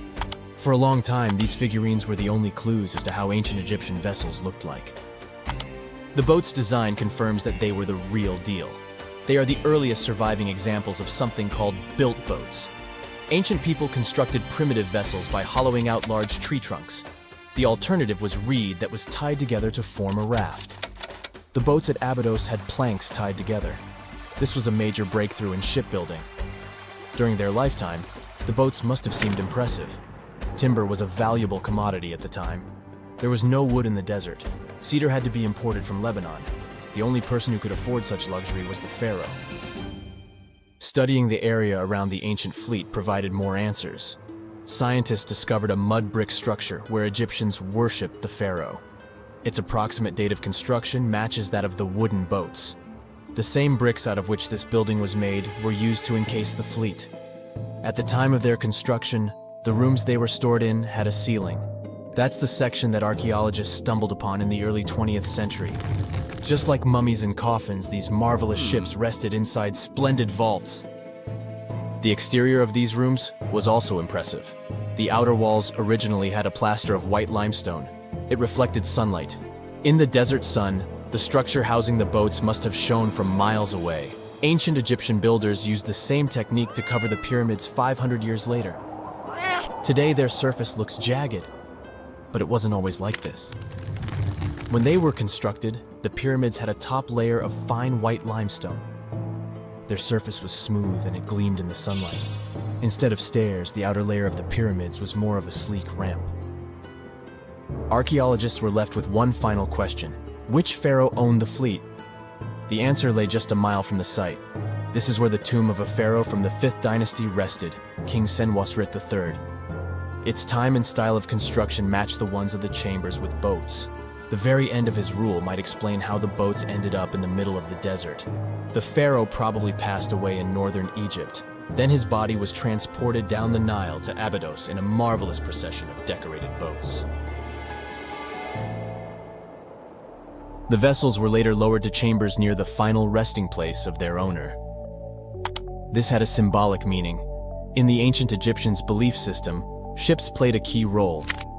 Their supreme deity was Ra. He traveled through the sky during the day in the form of the sun. At nighttime, he sailed through the netherworld in a solar boat. The pharaoh identified himself with Ra. That's why he needed boats in the afterlife. That was the only way to regenerate himself. Just as the sun rises every day above the horizon. This belief existed for thousands of years. The more famous Pharaoh Khufu also had a ship. Scientists found it in 1954 next to his pyramid at Giza. It is some 4 centuries younger than the fleet at Abydos. But Khufu's ship was almost 2 times longer. The Great Pyramid of Giza and King Tut's tomb are some of the most famous archaeological finds in Egypt. But there are many more secrets hiding beneath the endless sands of the Sahara Desert. Recently, 2020, archaeologists found a lost city there. They have labeled it as the most important discovery since King Tut's tomb, 1922. The city of Aten is some 3,000 years old. Historians hope it will give them a unique insight into the everyday life of ancient Egyptians. The famous archaeologist and Egyptologist Zahi Hawass proclaimed the site a lost golden city. Aten sits some 300 miles south of Egypt's capital, Cairo. It is close to the famous Valley of the Kings. Archaeologists first found sections of mud brick walls that spread out in all directions. They discovered complete rooms with tools of everyday life inside. The research team unearthed a bakery, a residential neighborhood, and an administrative district. They all date back to the time when the Egyptian civilization was the wealthiest in its long history. They were also the first to make objects from iron. In 1911, scientists found a set of iron beads near a village in Lower Egypt, El Girza. These are the earliest known iron artifacts. The discovery is literally out of this world. Ancient people made them by beating into shape a piece of a meteorite. The 9 beads were once part of an ornate necklace. They are now blackened and corroded, which is perfectly normal for a piece of jewelry that is over 5,000 years old. They consist of an iron-nickel alloy. Researchers were impressed by the skill of ancient jewelers who processed the beads. Their craftsmanship is more impressive when you think that they didn't know the stellar origins of the material. The Great Pyramid of Giza also has a remarkable feature. An international research group investigated the electromagnetic response of the structure to radio waves. They found that the pyramid has the ability to concentrate electromagnetic energy inside it. This occurred inside its chambers as well as under the pyramid's base. It contains an underground, unfinished chamber. It seems that the electromagnetic response is connected with the properties of limestone, the Great Pyramid's main building material. The research results might have a practical application. The way solar cells and nanosensors function could be improved by this remarkable find. Egyptian archaeologists made an extraordinary discovery near Cairo just recently. Drumroll, please. The most ancient and most complete mummy yet discovered in the country. Yes, they were keeping it under wraps. The 4,300-year-old mummy was found in a group of tombs close to the Step Pyramid of Djoser, dating back to the Egyptian Old Kingdom. It was covered in layers of gold. The team also found several other tombs, including one belonging to an ancient Egyptian official and another belonging to a secret keeper who had the power to perform special ceremonies. Another interesting tomb was that of a writer, which featured the largest statues ever found in the area. This vast burial site is also home to more than a dozen pyramids and resting grounds. Probably one of the most famous mummies in the world is that of Hatshepsut. She ruled Egypt like a boss for around 20 years, building all sorts of impressive buildings and creating new trade routes. But when archaeologist Howard Carter found her tomb in the Valley of the Kings, her sarcophagus was empty. However, Carter did find 2 coffins in another tomb, one of which belonged to Hatshepsut's wet nurse and the other to an unknown woman. In 2006, a team of specialists decided to investigate whether that mysterious lady was the queen herself. They found a molar tooth in a wooden box with Hatshepsut's name on it, and when they compared it to a gap in the mummy's mouth, it was a perfect match. Ramses II was a pretty impressive ruler, but it was his mummy that eventually made history. Now, we don't hear too much about his daddy. Okay, I'll stop. Ramses is considered to be the most powerful pharaoh in all of Egypt, as he reigned for a whopping 6 decades. He also lived to be over 90 years old. Now that's pretty amazing, considering the time he lived in. Ramses II supposedly had over 100 offspring too. Talk about a big family. When he passed away, his body was originally buried in the Valley of the Kings, but some sneaky guys tried to rob his tomb of all his treasures. Officials back in the day weren't having any of that though, so they moved his body to a secret location to keep it safe. Fast forward to the 1800s, and Ramses II's mummy was discovered along with a bunch of other rulers and important officials. But it wasn't in the best condition, so archaeologists flew it to Paris to get it, pampered. Problem was, he couldn't just be transported into another country. The only solution available was to give Ramses II his own passport. His occupation was listed as king, and the document even featured his photo. Most mummies aren't necessarily known for having the most hydrated skin. But that of an ancient woman, also known as Lady Di, proves otherwise. No, not that Lady Di. This wealthy lady from ancient times was discovered in an ornate tomb in 1971, and she looked fabulous, if we can say so about a mummy. Thanks to the special conditions in her tomb, like the moisture in the environment and the lack of oxygen, her body was almost perfectly preserved. Her skin was soft, her hair was on point, and she was still flexible. The museum that now proudly displays her mummy also shows a ton of fancy items that were buried with her, like dinnerware and musical instruments. Archaeologists investigated the mummy further and discovered that she passed away from a heart attack at around 50 years old. Even though it hasn't been around for over 2,000 years, Lady Di is still making history. The mummy of Otzi the Iceman was discovered in the Alps in 1991. Austrian authorities initially thought he was a modern mountaineer because he was so well preserved. Turns out, he was actually from the Copper Age. He was found in a mountain pass over 10,000 feet above sea level. Through studying his mummy, we've learned so much about life in Copper Age Europe. For example, we know that he was a native of Central Europe and enjoyed eating meat. He also suffered from arthritis, narrowing arteries, and intestinal problems. But he likely used acupuncture and medicinal herbs to treat these conditions. And apparently, he was pretty handy with tools. He sharpened them just days before his untimely demise. Who knows if he was expecting trouble or just getting ready for some routine work. Now, King Tut and his story is most likely the one that made all mummies famous. This pharaoh passed away at the young age of 19, more than 3,000 years ago. But his mummy is still one of the most well-known in the world. When his tomb was opened in 1922, people went wild because it was still intact, unlike many other royal tombs. It had some seriously blinged-out coffins, including one made of solid gold. Not only did Tut's tomb give us a glimpse into ancient Egyptian history, but his mummy also taught us a lot about the time he lived in. DNA analysis helped identify his parents and revealed that the pharaoh had a rare bone disorder that might have made walking a bit tough. Now, Ginger is most likely one of the coolest mummies you'll ever hear about. He's like a time traveler from 5,000 years ago who's still looking fly with his golden hair and perfectly preserved nails. Ginger was discovered in Egypt and is believed to be the earliest known mummified body.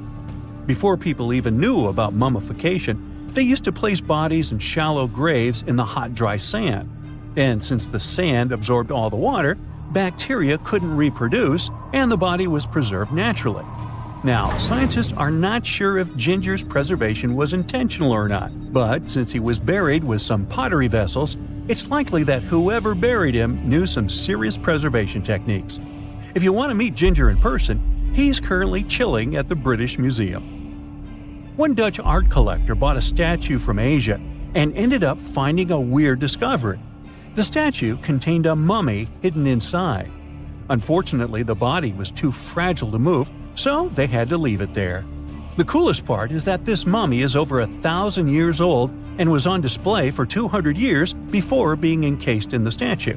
When scientists did a CT scan, they found out that the mummy was filled with paper scraps covered in writings. Experts think he might have done this thing called self-mummification, which is a pretty intense process involving a special diet and tea that makes your body less prone to bacteria. Only a few people could handle this ritual, and those who managed to do that were seriously respected. No other Egyptian queen has baffled scientists and historians like the stunning Nefertiti. Based on her statues, she was known for her slender neck, wide eyes, and high cheekbones. Her name translates to "the beautiful woman has come." Talk about living up to your name, huh? Even though she wasn't a pharaoh herself, Nefertiti still managed to leave a lasting impression. Written records suggest that, as a wife and queen, she held an incredibly influential role. Because of her power, she was indeed admired, but she also managed to make quite a lot of enemies throughout her life. She was also related to King Tut, but not biologically. Rather, she was his stepmother. So far, locals have yet to identify her mummy, but that may soon change. A local Egyptologist who has been busy excavating tombs in the Valley of the Kings has found two mummies that he believes could be Nefertiti and her daughter. According to specialists, we may soon finally get a definitive answer about the identity of these two mummies. And if one of them does turn out to be Nefertiti, we could be in for a real treat. DNA analysis and CT scans of the mummy could give us the most complete and accurate image of the queen that we've ever seen. It's crazy to think that we've only scratched the surface of what lies beneath modern-day Egypt. Nefertiti ruled during a time of great power and prosperity in Egypt, but unfortunately passed away in a period of social turmoil, leading to her gravesite being lost. Now, where's my mummy? Ah, Phoenix. This sizzling gem in the Sonoran Desert isn't just another American city. It's more like a giant oven where you can throw a party, as long as you don't forget the ice. Seriously, if you find yourself here in the summer, brace yourself for some serious heat. We're talking about temperatures that regularly pass 100 degrees. And in 2024, Phoenix hit 110 degrees 55 times during the summer, tying the record set just the year before. Now, I get it if you're not a fan of hot weather, But apparently, a lot of people love living in a sauna. Phoenix ranks as the 5th largest city in the United States, and it is the capital and most populous city in Arizona, with 1.7 million residents as of 2024. And if we're talking about the metropolitan area, also known as the Valley of the Sun, the population is almost 5 million. Yet, good luck finding someone actually born here. Out of every 4 Phoenix residents, 3 were born somewhere else. Believe it or not, Phoenix wasn't always this bustling, crowded place. It became one. A few decades ago, it was just a sleepy little dot on the map. Back in the 1940s, the population was around 65,000. It wasn't even close to cracking the top 100 list of the largest U.S. cities. Now, at that time, Phoenix was mostly an agricultural hub, and its economy revolved around what they called the 5 C's: cotton, citrus, cattle, climate, and copper. But things really started to change in the 1950s thanks to one life-changing invention. Drumroll please? The air conditioner. Actually, it was the portable version that came out in 1945, created by an American inventor named Robert Sherman. Phoenix residents owe a lot to Robert for making life bearable during scorching summers. Before AC, people in Phoenix would literally move their beds outside and build sleeping porches. They'd protect that kind of outdoorsy space with light curtains or some kind of net to keep the dust and bugs out. Fun. Anyway, the point is that the air conditioner played a big part in making Phoenix an easier place to live. Since the 1940s, this city in Arizona has transformed from a dusty little town into a sprawling urban jungle, and it's still one of the top 10 fastest-growing metro areas in the U.S. The best part is, it looks like that won't change anytime soon, since this 519-square-mile metropolis is surrounded by rolling desert, with plenty of room to keep growing as far as the eye can see. So, who's dropping everything to move to Phoenix? Well, Californians are the city's biggest fans. According to a recent survey, a third of all new renters moving to Phoenix come from Los Angeles. Okay, that survey might not be the most reliable since it only applies to the source's clients, but it does line up with U.S. Census Bureau data from 2019, which says that 70,000 Californians moved to Arizona in the previous year. The connection between Phoenix and LA is so strong that some people even call Phoenix the next LA. You've got to give Phoenix credit for capitalizing on its proximity to Southern California. The city offers lower taxes, fewer regulations, and lower costs of living, which makes it a magnet for businesses, especially in high-tech and service industries. So, in the 90s, Phoenix was considered a non-stop generator of jobs. In the last few years, we've seen the number of jobs only go up, and the unemployment rate has dropped by nearly half, going from 6.3 in January 2014 to 3.4 in the same month in 2024. Now, when it comes to big city problems, you can't avoid talking about traffic. But here's another reason why Phoenix is a dream city. It doesn't even come close to the traffic nightmares you find in places like LA. Estimates show that people in Los Angeles waste about 119 hours a year just sitting in traffic. But in Phoenix, it's more like 61 hours. Huge difference, huh? And let's not even start talking about the money people waste just sitting in traffic. In LA, drivers burn through about $2,440 worth of gas per year. In Phoenix, they waste 25 gallons of fuel, which ends up costing about $952. Yeah, that's still a lot of cash, but compared to LA, come on, that's a steal.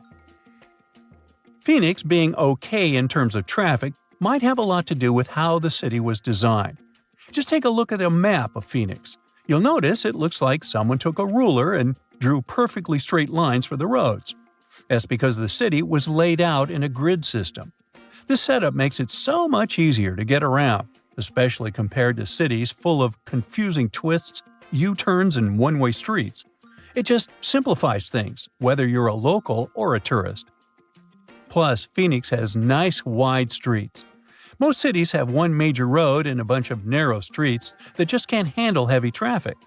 But Phoenix has wide roads everywhere.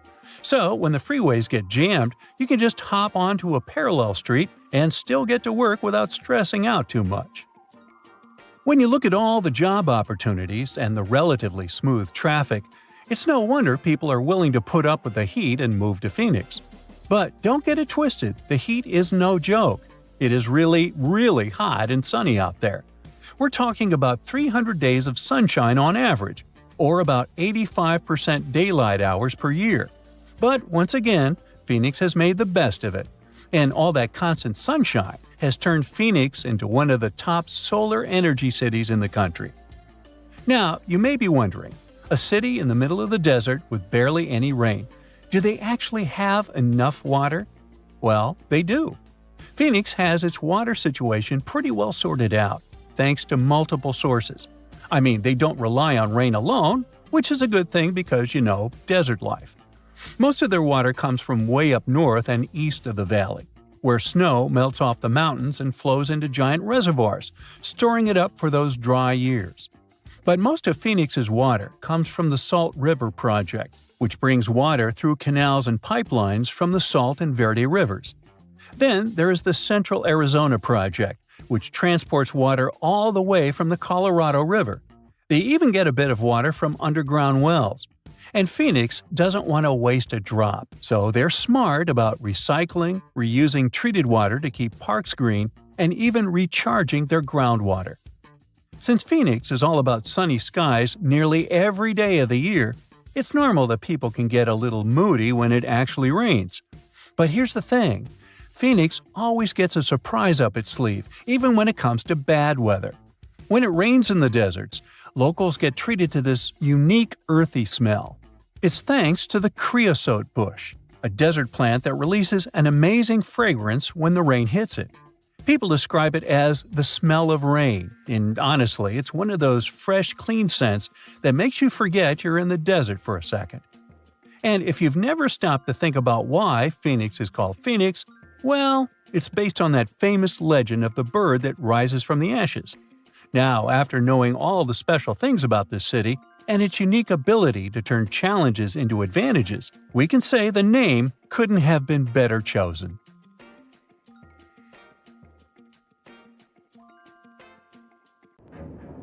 So, the Sahara Desert is so big that it covers 8% of the world's territory. It's bigger than the USA or China.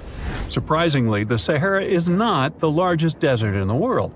It is the third largest, behind Antarctica and the Arctic. But it is definitely the hottest one. Temperatures there reach 136 degrees Fahrenheit. This place has some of the most incredible sand dunes you've ever seen, towering up to 1,476 feet. But here's the kicker. There's a real risk that these dunes might continue to spread until they cover the entire world. Surprisingly, the influence of the Sahara Desert extends far beyond its borders. Its dust, carried by powerful winds, makes its way to the UK and across the European continent, particularly in winter. This dust settling on the ground where it rains is a familiar sight to those in the UK, often leaving a red residue on cars. This connection between the Sahara, England, and Europe serves as a stark reminder of the global reach of environmental phenomena. You might think this is not a big deal, but it could turn Europe into a desert, leaving its soil infertile and Europeans with no food. Soil is a fundamental aspect of human existence, just as crucial as clean water and air. Without it, we're left with nothing but a bleak and barren landscape. The Sahara Desert has already made its jump across the Mediterranean Sea, which is concerning and could change the landscape forever. 1/5 of Spain has already turned into a desert.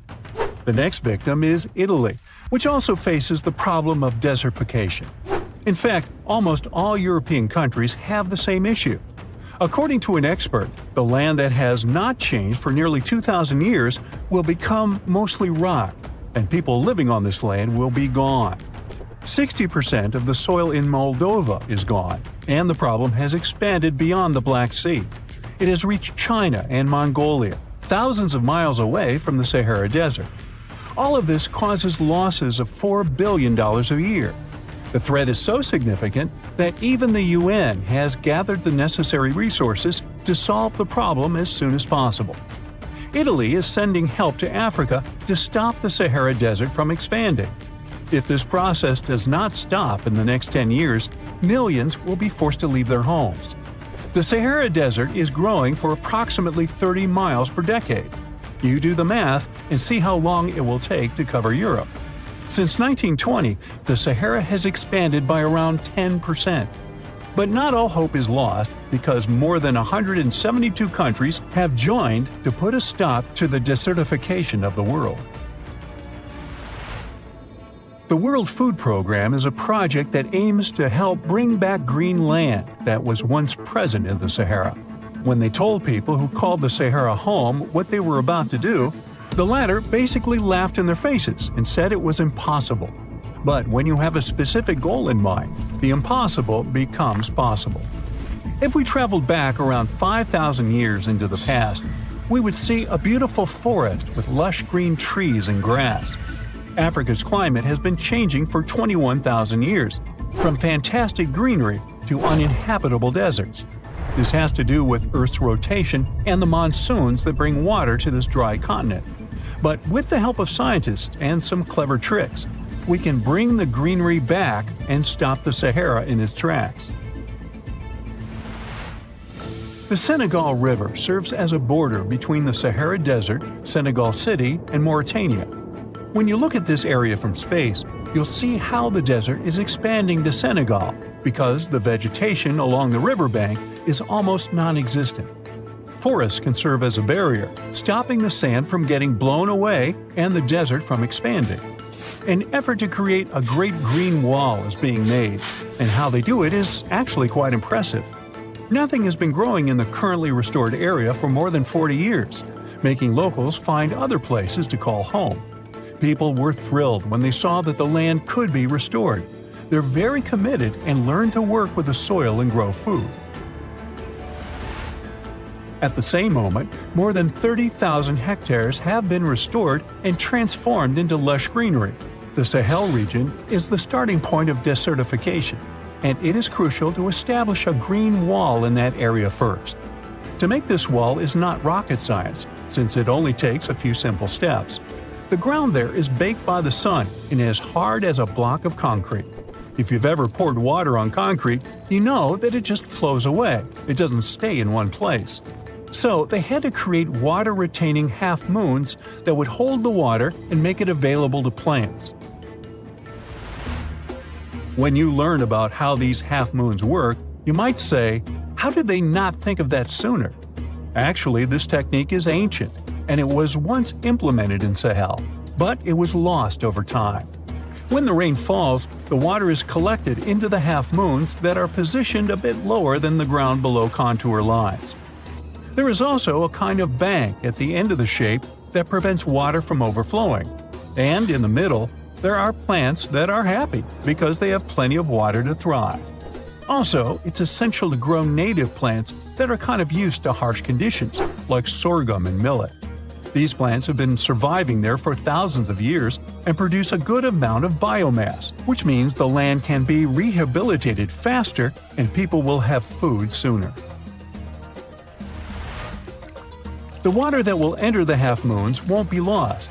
It will penetrate the ground and top off underground waters. This will ensure the ground that H2O will never run out and that future generations will have usable aqua. This brilliant planting technique is not limited to half-moons. People also create lines and plant various vegetables, such as tomatoes. Next, there are places only for trees, like lemons or oranges. After a long hot day, nothing is better than a freshly made cold lemonade. The trees will also protect the soil, and with some luck, there will be a new forest in the Sahara Desert. The goal is to copy the forest dynamic. Start with small plants and gradually expand to bigger plants that are more useful than the tiny ones. They are aiming to plant more than 10,000 trees.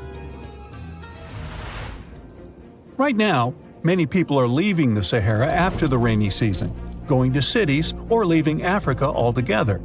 At this time of year, villages are like ghost towns. Only animals can be found there. Most people are gone. I mean, who would blame them? Nobody wants to live in the sand where nothing grows. Luckily, with all this new, old technology being developed, many people are slowly but surely returning to their land and starting to work in agriculture. The best thing is that there are no brutal winters, so plants grow 12 months a year, and people can always have food. People are becoming more social because now everybody stays in their villages and doesn't travel much. If this project works out, Africa will be saved, and the world won't turn into a giant desert. When you think of an epic desert scene with blazing sun, endless dunes, and those magical little oases, you probably picture the legendary Sahara, right? But what if I tell you that 11,000 years ago, this vast expanse of hot sand looked totally different than it does today? Yeah, I don't know, I wasn't around then. But I'm told that back then, what we now call a desert was a lush paradise, brimming with lakes, rivers, grassy plains, and even woodsy forests. So, where did all this water go? There are many stories about the distant past of our planet when deserts were covered with jungles and forests, and then something happened, like changing climates or colossal earthquakes, and it all turned green lands into dunes. But how about a theory that Sahara became a desert because of humans and goats? The Sahara has seen its fair share of wet and dry drama throughout the ages, mostly thanks to little shifts in Earth's orbital tilt, causing variations in how much solar radiation hits the atmosphere. There were even times called the African humid periods, when the rain would pour in and transform the dry landscape into a bright green haven. But between 8,000 and 4,500 years ago, something really funky happened to this region. Certain areas went from humid to dry way too fast to explain it by just orbital changes. In the blink of an eye, the lush Sahara turned into the Sahara we know today. Now, if you ask scientists why it happened, they will tell you, oh, it's just poor parameterization of the data. Bet you didn't get it, did you? What? Well, right, let me translate it from scientific to common human. It means they really don't know the answer themselves, and they got a bunch of missing puzzle pieces. But as scientists sifted through ancient dirt and pollen samples, they spotted a quirky trend. Wherever there were pastoralists, also known as humans with their domesticated animals, the plant life seemed to shift. It was as if every time humans and their furry friends meandered through the greenery, they turned it into scrub and desert right behind them. Oops. Yep, chances are that by overgrazing, humans were sapping moisture out of the atmosphere, since plants give off moisture, which helps make clouds and making things even sunnier, leading to a quicker end of the humid vibes. Plus, our ancestors may have been getting a little too cozy with fire for land management, further speeding up the desert takeover. Anyway, scientists are sure that this lush Sahara would have turned back into desert eventually, even if humans hadn't shown up, thanks to Earth's natural rhythms. So there's no need to pin this abrupt change solely on humans. It could simply be about nature getting feedback from vegetation and dust cycles. It's difficult to determine what caused these changes, as it's all interconnected. During the last humid period, the Sahara was filled with hunter-gatherers. As things got a little drier, they started herding animals for food. The weather pushed people to herd cattle. It's also possible that grazing sped up the landscape degradation. So, which came first, the chicken or the egg? Or in this case, the human or the cow? It's tough to tell with the evidence we have now. Now today, it's safe to say that water is no longer that big of a problem in the Sahara, even though it's a huge desert and the times of lush forests there are long gone. But technology's got us covered. For example, the Nubian Sandstone Aquifer System, the biggest underground water stash on the planet. It's nestled beneath the Sahara Desert's eastern edge and stretches across 4 northeastern African countries – Sudan, Chad, Libya, and Egypt, covering a whopping 770,000 square miles and holding around 36,000 square miles of groundwater. Just look at the pipes transported when it was being built. It's the world's largest irrigation project. No wonder it's feasible to thrive in the Sahara today. But imagine thriving in the Sahara Desert with just one water source. Sounds like a tough gig, right? But the ancient Garamantes did just that, surviving and even thriving for nearly 1,000 years without monsoons or rivers flowing to their desert paradise. These clever folks were the trendsetters of urban life in the sands, and even the Romans couldn't help but notice their genius. While many thought they were just desert-dwelling savages, the Garamantes were busy building an empire in one of the toughest climates on Earth. But how did they do that? Well, they got crafty and dug a whole bunch of underground tunnels to tap into a massive sandstone aquifer. They were literally squeezing every drop of life from under the dunes. But recently, research showed that the Garamantes weren't just hardworking, they were pretty lucky too. The Garamantes had an underground aquifer that brought water up to a hill where they built over 500 fogaras, which are irrigation systems, some stretching as long as 2.5 miles. It was like sipping water through a straw, which let them irrigate their crops for nearly a century, especially since even a little rain would help recharge the system. But eventually, due to rain insufficiency, the aquifer ran low, and reaching it again would have meant digging more tunnels and relying on more people. That's a tough problem, considering these people were in the middle of food and water shortages. Guess I don't need to tell you what happened to the Garamantes, do I? The fall of the Garamantian culture might be linked to several factors. It may have been due to climate changes, or they may have simply used their water resources too much. Back in the day, the Sahara Desert was actually fertile agricultural land, thanks in part to the cool irrigation system the Garamantians created. But since fossil water isn't something you can replenish over time, the groundwater levels dropped pretty low. This likely played a big role in the kingdom's decline by the late 7th century CE. That sounds like someone who hit a lottery jackpot, used up all the money, and went back to their original not-so-cool job once the bank account got fully drained. Oh, by the way, even if the Garamantes left some secret wisdom messages for us, the chances are we'll never get what they wanted to tell us. Nobody really knows what language they used, and their texts are nearly indecipherable to us today. But let's go back to the Green Sahara. So it transformed into a desert about 4,500 years ago. But today, we can understand how people lived in those times in the Sahara thanks to natural parks in Africa that have the ultimate outdoor art gallery. There are well over 15,000 ancient paintings and carvings depicting everyday life from around 11,000 years ago. However, if the carvings aren't enough for you and you feel like visiting an actual green desert, all you have to do is book a flight to California. One of the most beautiful phenomenon in the world, the super bloom, takes place here. Look at all these colors – orange, green, pink. It's a miracle. Wildflowers bloom right in the middle of a hot desert after several years of rainfall in dry places. It's such a bright and colorful landscape that super blooms can be seen from space. This rare phenomenon can be observed in other arid places and deserts in western and southern Africa, Western Australia, and Chile. In all these places, the weather is very hot and dry in summer. Mild humid air comes in winter, and this is the ideal environment for mass flowering. Flower seeds that lie in desert sands can wait for decades before starting to produce flowers. When the hot sun destroys all the weeds and grass, and the rainfall becomes enough to moisten the soil, the seeds are kind of like, well, okay, now it's our turn to play a big game. And then hundreds of thousands of tourists come to take photos and post these beautiful pictures on social media. And this, unfortunately, is one of the main dangers for flowers.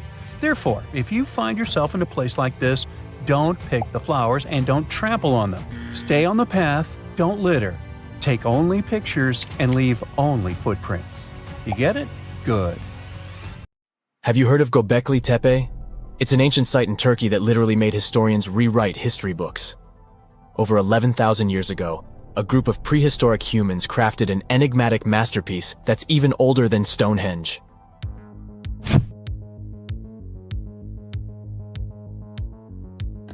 Before its discovery, archaeologists believed that people didn't know about iron and weren't good at making pottery.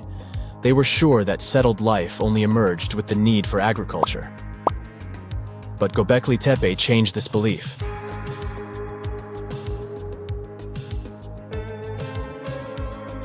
The place has revealed that it was the temple that paved the way for a settled life, not agriculture. Until this discovery, researchers believed that farming was the catalyst for sedentary living. Meet Professor Schmidt, the guy whose findings changed this theory. He managed to prove that hunter-gatherer communities laid the very foundations of this way of life.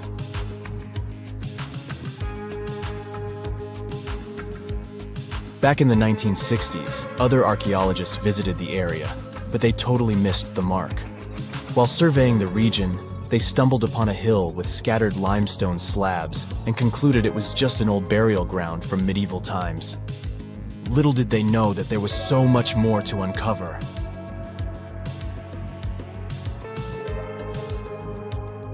In 1994, Schmidt embarked on his own survey of prehistoric sites in the area. Surprise! He instantly realized he had discovered something truly extraordinary.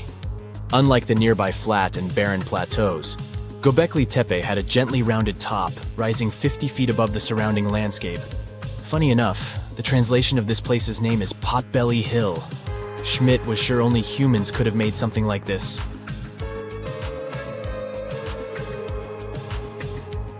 Those broken limestone pieces that were mistaken for gravestones turned out to be way more exciting. It was like stumbling upon a hidden treasure. The pieces took on a whole new meaning, and Schmidt with his team was about to dive into the secrets waiting beneath the surface. To their surprise, they found no traces of a settlement, no hearths for cooking, no houses, and none of those adorable clay figurines commonly found in nearby sites of similar age. However, they uncovered that those ancient people used tools like stone hammers. So, Schmidt and his team put their heads together and took a wild guess at the age of Göbekli Tepe's stone structures. Their estimation got backed up by some limited carbon dating done right at the site. The ancient vibes of this place were finally starting to make sense. It was like a puzzle slowly coming together.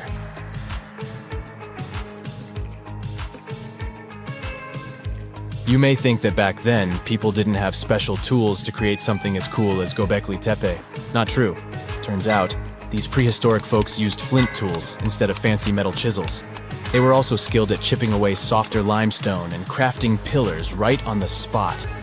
Afterward, they carried the pillars a short distance to the summit and placed them upright.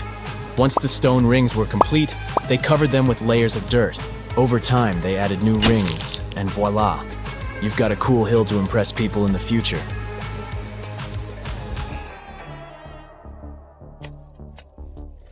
During their first year of excavation, the team went through 15,000 pieces of animal bones from wild creatures. These people didn't have pet animals or grow their own food. They hunted wild animals for their meals. But things were about to change, because the place had everything they needed to start farming. Scientists say they had wild sheep and wild grains that could be domesticated. And guess what? Just 20 miles away, geneticists found evidence of the world's oldest domesticated strains of wheat at a prehistoric village.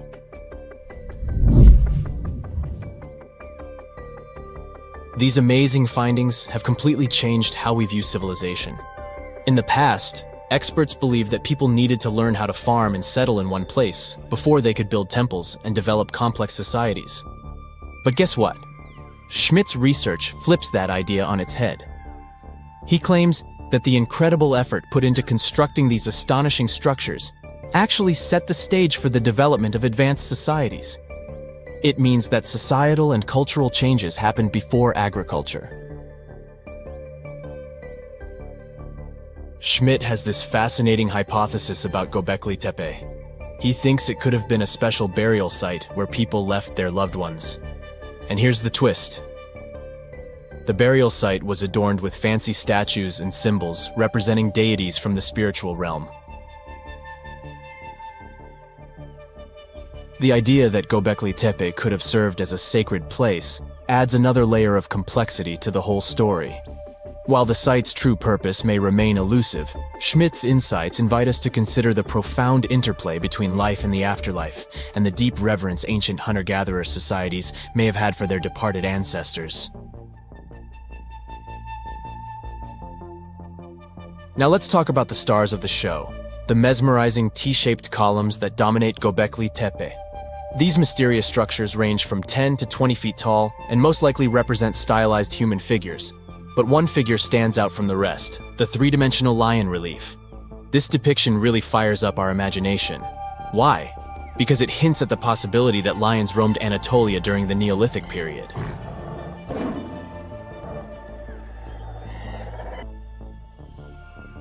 These standing stones are arranged in circles and placed in rectangular pits.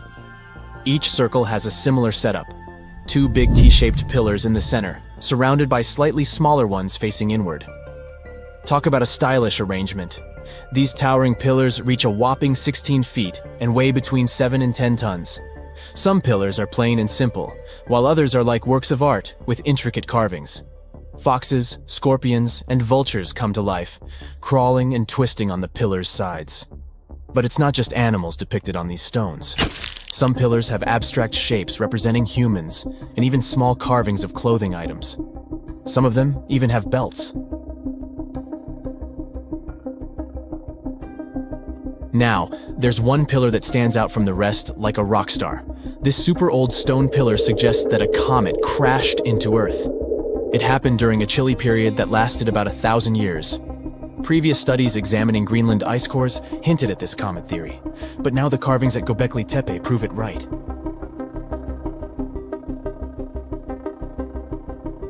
The carvings on the pillars are like a historical comic strip. They even show a headless human figure. Researchers fed the images into a computer and discovered their connections to constellations, indicating that this temple might have been an ancient observatory. It's like our ancestors were trying to document this cataclysmic event in their own unique way. Archaeologists have been excavating and researching Göbekli Tepe since the mid-1990s, peeling back layers of history and providing us with a deeper understanding of the intricate relationship between various elements. They have no plans to stop the whole process for another 150 years. Who knows what else they'll find? You see, Göbekli Tepe has been labeled purely as a ritual site with no signs of domestic activities. We were led to believe that the absence of water meant it couldn't support semi-sedentary communities. But scientists believe it's time to shake things up and approach Göbekli Tepe with fresh eyes. It's time to question what we believed before and use new evidence and different ways of thinking. Like, there might have been a group of people living in the area who didn't stay in one place all the time. They moved around a bit but still had their own civilization, living in the area semi-sedentarily. Göbekli Tepe is not just home to a single temple, but an astounding collection of over 20 ancient structures. As archaeologists delve into the depths of this wonder, they are unraveling its unique layout, featuring two prominent focal points at the heart of each establishment, complemented by smaller structures and dividing walls. What's even crazier is that in this area, there are over 200 obelisks, which are narrow tapering monuments. Ah, the desert welcomes you with challenging conditions of abandoned environments and extreme temperatures. Hey, some of us would prefer dessert, chocolate, over sand and rocks. Oh well, just like cactuses and camels, buildings have had to adapt to these conditions. Here are some examples of astonishing structures in deserts. These structures are called earthships. They're located in a New Mexico desert town. A large community of like-minded people lives in them. What's even more interesting is that the location of these buildings is registered as dumpsters. Maybe it's because all these structures are made out of old tires, bottles, and cans. Earthships operate using green building principles. About 40% of a typical earthship is built with natural or recycled materials.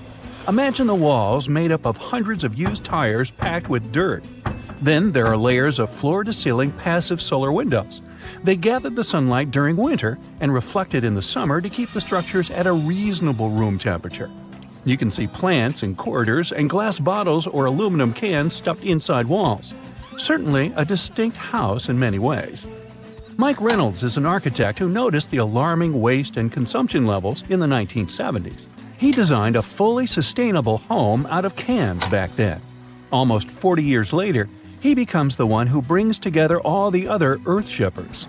Reynolds drove a Mercedes, but it ran off of the vegetable oil he picked up at fast food restaurants in town. A standard 2-bedroom, 2-bathroom earthship costs about $250,000 in this town. Yet there are Earthships like Dobson House that can cost as much as $1.5 million. If you do it yourself, with family and friends, you can eliminate the cost of labor, and it becomes relatively less expensive. Let's assume you're really going to build one. Where can it be? Well, anywhere. Earthships currently fit in the cold, dry air of Canada, as well as the hot and humid climate of Haiti. This is the Mirage Mirror House. It's an installation set in the Southern California desert. Mirage opened in 2017 as part of a contemporary art exhibition. It's composed of mirrors. This minimalistic structure blends with the environment around it. The doors, windows, and openings have been removed to create an amazing experience. What you have in the landscape is reflected back to you. How's it made? With mirrored surfaces.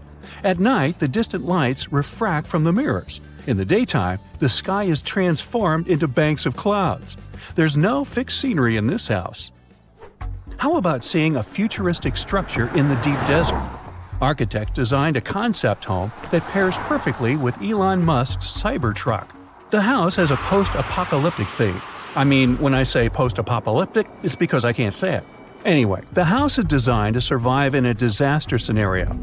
The cyber house has steel gates, the windows are armored, and the exterior walls are made out of super strong material. Modern house is controlled by an autonomous geothermal heat pump. To put it in less sci-fi terms, you can keep the internal temperature steady.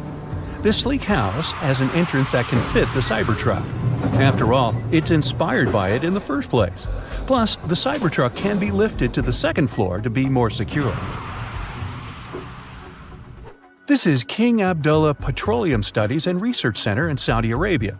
Basically, it's a laboratory in a desert. It was designed to demand minimum energy. The architecture has patterns on the walls and ceilings, giving reference to the local tradition of geometric form. The next stop is Swartberg House in South Africa. This one is located near the Swartberg Mountains, but don't get too excited. It's on the edge of the Great Karoo Desert. It's a 4-bedroom apartment. It has a special temperature regulating system. The system works like a shield from the heat in the summer and as a sun trap in the winter. You're looking at the Grand Mosque of Djenné in Mali. This mosque is 52 feet tall. This is impressive because it's made of only sticks and a special mix of mud and other natural elements found in the desert. Petra is an ancient city hidden in the Jordan Desert. The structures are carved directly into red, white, and pink-colored sandstone cliff faces. It's located among the canyons and mountains near the desert. The place was a trade center many years ago. You might already see pictures of the impressive facade of the treasury. This structure still holds many mysteries in it. For starters, scientists can't explain how the Nabateans managed to create such a structure thousands of years ago. Did you know that there's another mysterious place in the middle of the desert that has a similar structure to Petra? Median Saleh was like a second capital of the Nabatean kingdom. Yet another secret they left for us to decipher.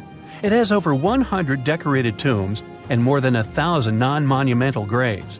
Plus, inscriptions and cave drawings are also here, again surrounded by sandstone. This wooden shack was a post office once. The structure is in the Tengger Desert of Mongolia. It's surrounded by nothing.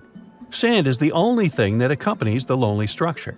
The building is only 23 square inches. As you can guess, it didn't get too many visitors.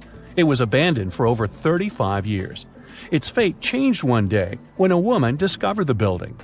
Mrs. Zhang and her friend came up with an idea. They were going to reach businesses and people who wanted to send letters and postcards from the world's loneliest post office without actually visiting the place. It worked. The post office rarely gets visitors in place, but it's busy online. Over 20,000 letters and postcards were sent from the Desert Post Office in December 2021 alone. The place is about 6 miles off the nearest road. A post truck picks the letters up and hits the road for delivery. Eventually, they are shipped all over the world. A second destination in Saudi Arabia is King Abdulaziz Center for World Culture. The building has an interesting design. It took nearly a decade to build this complex structure. It's a 321-foot-tall tower which stands out with its look. Stone Matters Pavilion is a stone structure in Palestine. The structure spans a surface area of 93 square inches. It has been built entirely out of 300 interlocking stones that mutually support each other. The concave roofs, and yes, they look like giant bowls, are designed that way to collect rainwater. The structure is in Iran. Interestingly, in Iran, the evaporation rate is 3 times faster than the world average, so this bowl-like design comes in very handy. It captures the water in a way that the water can form a single mass as a whole before it evaporates. The outer shell of the roof system collects rainwater, but it also works as an additional shading. It makes air move freely, designed like a cooling mechanism for both roofs. Eco Lodge in Egypt is the next stop. The project is built in a place that overlooks the desert and is constructed using locally available materials like sun-fired bricks and palm wood. The building is an example of traditional architecture. There's a water basin that lets in the air to keep the interior cool. A worthy mention is the CID Interpretation Center in Chile. Chile's Atacama Desert is among the top tourist destinations in the country. To help the tourists, architects designed a visitor center as part of the infrastructure for the wind farm. Here, the cold winter months don't freeze people because the large windows make the most of solar heating. What's even more interesting is that the building is designed to go completely dark at night. Imagine you somehow bumped into the building by accident. Black Desert House is a building respecting the stars. At night, this house goes completely dark. It dissolves into the night, so the stars can appear more prominent. Now, any mysterious desert buildings you know that aren't on this list? Let us know in the comments. You find yourself in Africa, land of unique wildlife, home to a great variety of cultures and languages, and, first and foremost, host to the world's largest hot desert, the Sahara. It's daytime, and you are thirsty for some water and shade. You've been walking for days, trying to find one of those precious-looking oases. You feel you're near, but the horizon just keeps stretching and stretching. Your mind is tired, and your body is feeling all the heat. It's like you've eaten a full plate of hot pepper and then some more, judging by how much you're sweating. And when I say hot, think 100 degrees Fahrenheit hot, on average. No wonder this is happening. After all, you find yourself in the world's biggest hot desert. Now, I say hot desert since the biggest deserted landscapes are actually the cold ones, located in Antarctica and the Arctic. Icy Antarctica's frozen desert is more or less the size of 1 million LAXs. Yep, the Los Angeles International Airport. The Arctic Desert is just a bit smaller than that. Now, in case you don't know, the Sahara Desert is located in northern Africa, stretching from the Atlantic Ocean all the way over to the Red Sea. It occupies an area large enough to place approximately 100,000 Disney World theme parks side by side. According to scientists, its boundaries are expanding. Deserts usually form in the subtropics because of what's called Hadley circulation. The air rises at the equator and descends into the subtropics. This circulation of air has a drying effect, which helps the formation of desert landscapes. Since the 1920s, the Sahara is considered to have expanded by over 10%. How is this happening? Well, let's start from the beginning. You probably know the Sahara Desert as one of the most inhospitable places on Earth today. Just FYI, for a place to be considered a desert, it has to receive less than 4 inches of rain per year. Due to the very small precipitation index, deserts are usually dry and arid places. There is little humidity in the air, and daytime temperatures can go as high as 130 degrees Fahrenheit. Usually, there isn't that much animal and plant life because of the lack of water. But in the Sahara's case, it wasn't always like that. It may be difficult to imagine northern Africa without the tons of sand it has today. But about 20,000 years ago, the Sahara was actually one big oasis. Recent discoveries show clear evidence of what the scientists now call the Green Sahara. In the mid-1800s, a German explorer crossing the Sahara encountered some paintings and engravings that nomad artists had left behind. What he saw in those paintings looked nothing like his actual surroundings. Instead of an arid landscape with only camels and desert vegetation, the rock paintings depicted jungle animals like giraffes and hippos. There were even images of livestock and grazing animals such as cattle and sheep, something that seems impossible for modern-day Sahara. Artists usually draw what they see around them, so this finding really intrigued the German explorer. The drawings were so detailed that the artists must have had close contact with those animals. You can find this rock art spread out in the northern part of the African continent, from Western Sahara to Saudi Arabia. Geologists soon took a keen interest in this and found the first clues to what this could mean. They have been able to confirm that, in fact, northern Africa was once much wetter. They found evidence from nearby deep-sea sediment off the coast of Mauritania. Sampled cores of underwater sand and mud, known as Saharan dust flux, show geologists that, indeed, a green Sahara was possible. The more dust is blowing off of the desert and into the bottom of the ocean, the drier the climate in the region. The sediment cores show that there was much less dust, only half as much, coming off northern Africa during the humid period. This period has to do with Earth's natural cycles. Normally, the Earth rotates at a tilt of 23.5 degrees, but this angle is not consistent and changes over time. Earth's tilt is responsible for the amount of sunlight each hemisphere receives. It affects several ecosystem functions on the planet. During the time of the Green Sahara, the Earth received between 4 and 8% more sunlight than it does today. So, when the Earth tilted about 20,000 years ago, the northern hemisphere received more direct sunlight, which affected humidity levels in the region. As the northern hemisphere got warmer, this affected monsoon activity, more specifically, the West African monsoon. Monsoons are wind systems that affect a region's rainfall index and humidity levels. As a part of the globe gets warmer, it allows for more air to rise. It combines with the wind to draw moisture up into the atmosphere. Little by little, northern Africa also became wetter. The increased moisture made the Sahara so wet that there were actual bodies of water in the region. As vegetation grew, the plants held onto moisture better than bare sand could. There is evidence of natural basins throughout the Sahara and lakes so big they would fit all of the U.S.'s Great Lakes inside of them. Archaeologists uncovered evidence of vibrant societies in what are now arid areas. It looks like ancient cultures were able to take full advantage of the African humid period. According to researchers, the human population peaked across the Sahara about 9,000 years ago. There are traces of fireplaces, hunting tools, fishhooks, and even mounds of fish bones. Records show that there have been over 230 green periods over the span of 8 million years. Solar radiation is always changing due to natural orbital cycles. That's why Earth will most certainly see another green Sahara moment. It might be thousands of years from now, but it will happen. The same way the Sahara turns green, it turns yellow again. Let's put it like that. All it takes is a significant axial tilt and a few years of readjusting. However, another phenomenon is calling the attention of scientists now. Recent studies by the National Science Foundation from the University of Maryland show the Sahara has expanded 10% over the past 90 years. This phenomenon is called desertification, which literally means fertile land turning into desert land. The Sahara Desert is now advancing into the semi-arid region of Sahel. In 1950, this region was home to 31 million people. Today, its population is over 100 million people.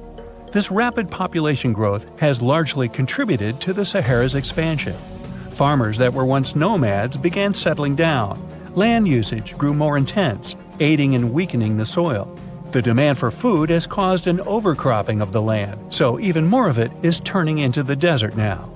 The study also shows that natural climate cycles can affect rainfall in the Sahara and the Sahel. Scientists affirm that all deserts fluctuate, not only the Sahara. A desert's boundary may expand in the dry winter and contract during the wetter summer. South of the Sahara lies the Chad Basin. It is a natural body of water that now serves as an indicator of the Sahara's expansion. The Chad Basin is located in the region where the Sahara is advancing southward. An atmospheric and ocean expert from the University of Maryland explains that rainfall has reduced greatly in the entire region. Due to reduced rainfalls, there is less water across the entire basin, and even Chad Lake is drying out. Just like the Sahara, the Atacama Desert in Chile, deemed the world's driest, is also expanding. It is located north of the city of Santiago, and its southern border is expanding toward the Chilean capital. Because the climate is getting drier and drier here, the city of Santiago risks turning into an arid or semi-arid region itself. The once fertile valleys of local rivers that lived on agriculture and livestock for many generations are losing their revenues as Chilean land is turning into a desert. Since 2010, Santiago has received only a third of its annual rainfall. Outside of the city, farmers are digging holes in search of blue gold, or simply put, water. The situation here is very similar to that of Sahel. So tell me this.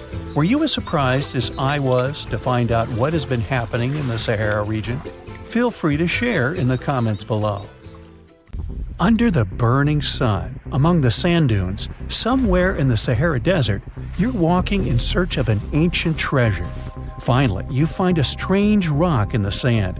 It's big, looks like a large piece of black coal or rock, but something shiny on its surface makes the rock unusual. This unique find is the oldest thing that has ever been discovered on our planet. This rock was born long before Earth appeared in outer space. The unusual meteorite was found in 2020 in a remote area of the Sahara Desert. Scientists have analyzed the isotopes of magnesium and aluminum on the stone's surface and found that its age is about 4.5 billion years. At the moment, this is the oldest sample of magma from space in history. It belongs to a small protoplanet that didn't have time to form completely. It happened a very long time ago when our solar system was forming. Many huge asteroids were floating in space. Some of them were formed into huge celestial bodies, which later became planets. The big rocky planets were absorbing the smaller ones. The rock was part of a little protoplanet that just began its formation, but another huge asteroid destroyed it. The planet shattered into billions of pieces. Some of them became part of other planets. Some flew outside the solar system, and one piece that had been wandering in space until our Earth was formed. After that, it hit the planet's atmosphere and fell into the territory now known as the Sahara Desert. The rock was discovered in 2020, but the erosion of extraterrestrial rocks shows that it could have fallen much earlier. This ancient thing weighing around 70 pounds has several pieces of different meteorites inside. In simple words, it's a volcanic rock consisting of lava. It has cooled, solidified, and crystallized. That's why you notice the glitter. Scientists hope that further study of the rock will help to learn more about our solar system foundation. The biggest asteroid discovered in the U.S. is the Willamette. Its size is 84 square feet, and its weight is more than 15 tons. This is half the weight of a bus. Several people can fit on the surface of this outer space object. But the coolest thing is that it's not a rock like most meteorites that were found. Willamette is made of nickel and iron. This massive piece of metal was discovered in 1906. Now, the huge rock is kept at the American Museum of Natural History. The largest meteorite ever found is Hoba. It's located in Namibia, and people have never changed its position because it's too heavy. The weight of Hoba is 60 tons. It's heavier than a tank. The next space-related event occurred on February 28 in southwest England. On this day, a huge flash lit up the sky. Then there was a loud crash. Several residents opened the doors of their houses and noticed a black sooty spot on the lawn. They immediately guessed what had happened and reported the discovery to the British Meteorite Observation Network. If you ever find a meteorite, report it to some geological research or space center as soon as possible. The longer a space rock lies on the ground, the faster it loses its value. Rain, dust, snow, wind, scorching sun, all these factors damage the surface of the meteorite. It makes it difficult to study the celestial object. The meteorite found in England looks like coal, but it's way softer and more fragile. It most likely used to contain frozen water. The rock is part of a huge asteroid that plowed through outer space when our solar system hadn't fully formed yet. They found a unique combination of minerals inside the rock. It can help scientists learn more about the origins of the solar system and life on Earth. Now we're heading to Germany, to the small town of Nördlingen. A huge ancient meteorite's hidden here. It's very difficult to notice it unless you know the secret of this town. You're walking along the cozy little streets and looking at the buildings with beautiful architecture. You spend the whole day there and don't find anything that reminds you of a meteorite. To solve the mystery, you need to get out of town. So you climb a high hill and see that the city is located inside a pit. For a long time, locals were sure the house was located in the crater of an extinct volcano. If you look at the houses from a certain angle, you may notice an unusual shining coming from them. In the middle of the 20th century, a group of geologists came here and immediately declared that the crater doesn't look like a volcanic one. The town was built on a huge crater left by a meteorite. The huge celestial body fell here about 15 million years ago. It was so hot that the carbon bubbles inside instantly turned into small diamonds. When people were building this city, they didn't know they were using expensive stones, since the diamonds were hardly visible. The locals never attached importance to the fact that the city walls shine unusually in the sun. Now they believe this place was built from diamonds that had fallen from the sky. Our next stop is in the UK again. This time the rocks are of an earthly origin. The famous Stonehenge. People place circles of rocks here in a certain order. Everyone knows about this archaeological monument, but no one knows the reason for its creation for certain. Another construction built out of mysterious rocks was discovered just 2 miles away. It's called Superhenge. It's bigger, heavier, and takes up more space. Each plate here is 15 feet, which is about the height of 2 floors. Once, the stone stood vertically and formed a huge semicircle. But someone pushed the stones over about 4,500 years ago. It was a college prank. No, not really.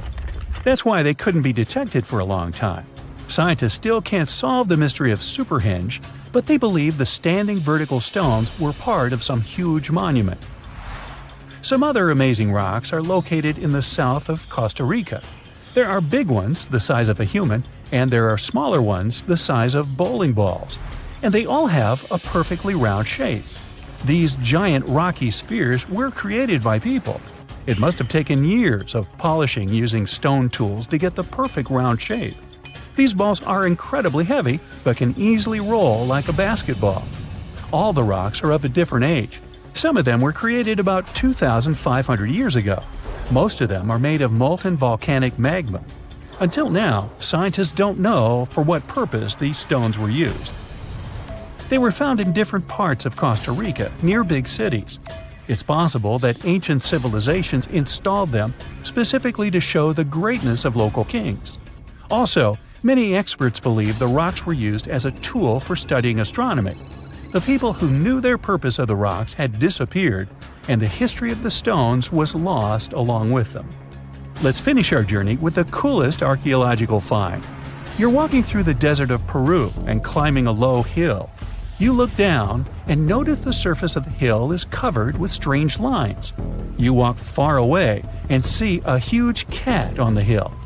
Such a drawing is called a geoglyph. Its length is around 120 feet, which is about half the size of a Boeing commercial jet.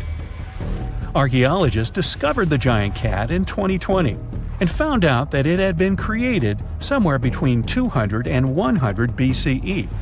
This huge drawing is part of a mysterious group of different pictures.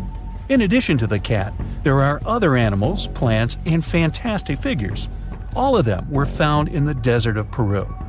The kitten was found by chance. Archaeologists didn't see it at first because natural erosion on the hillside had almost erased the silhouette.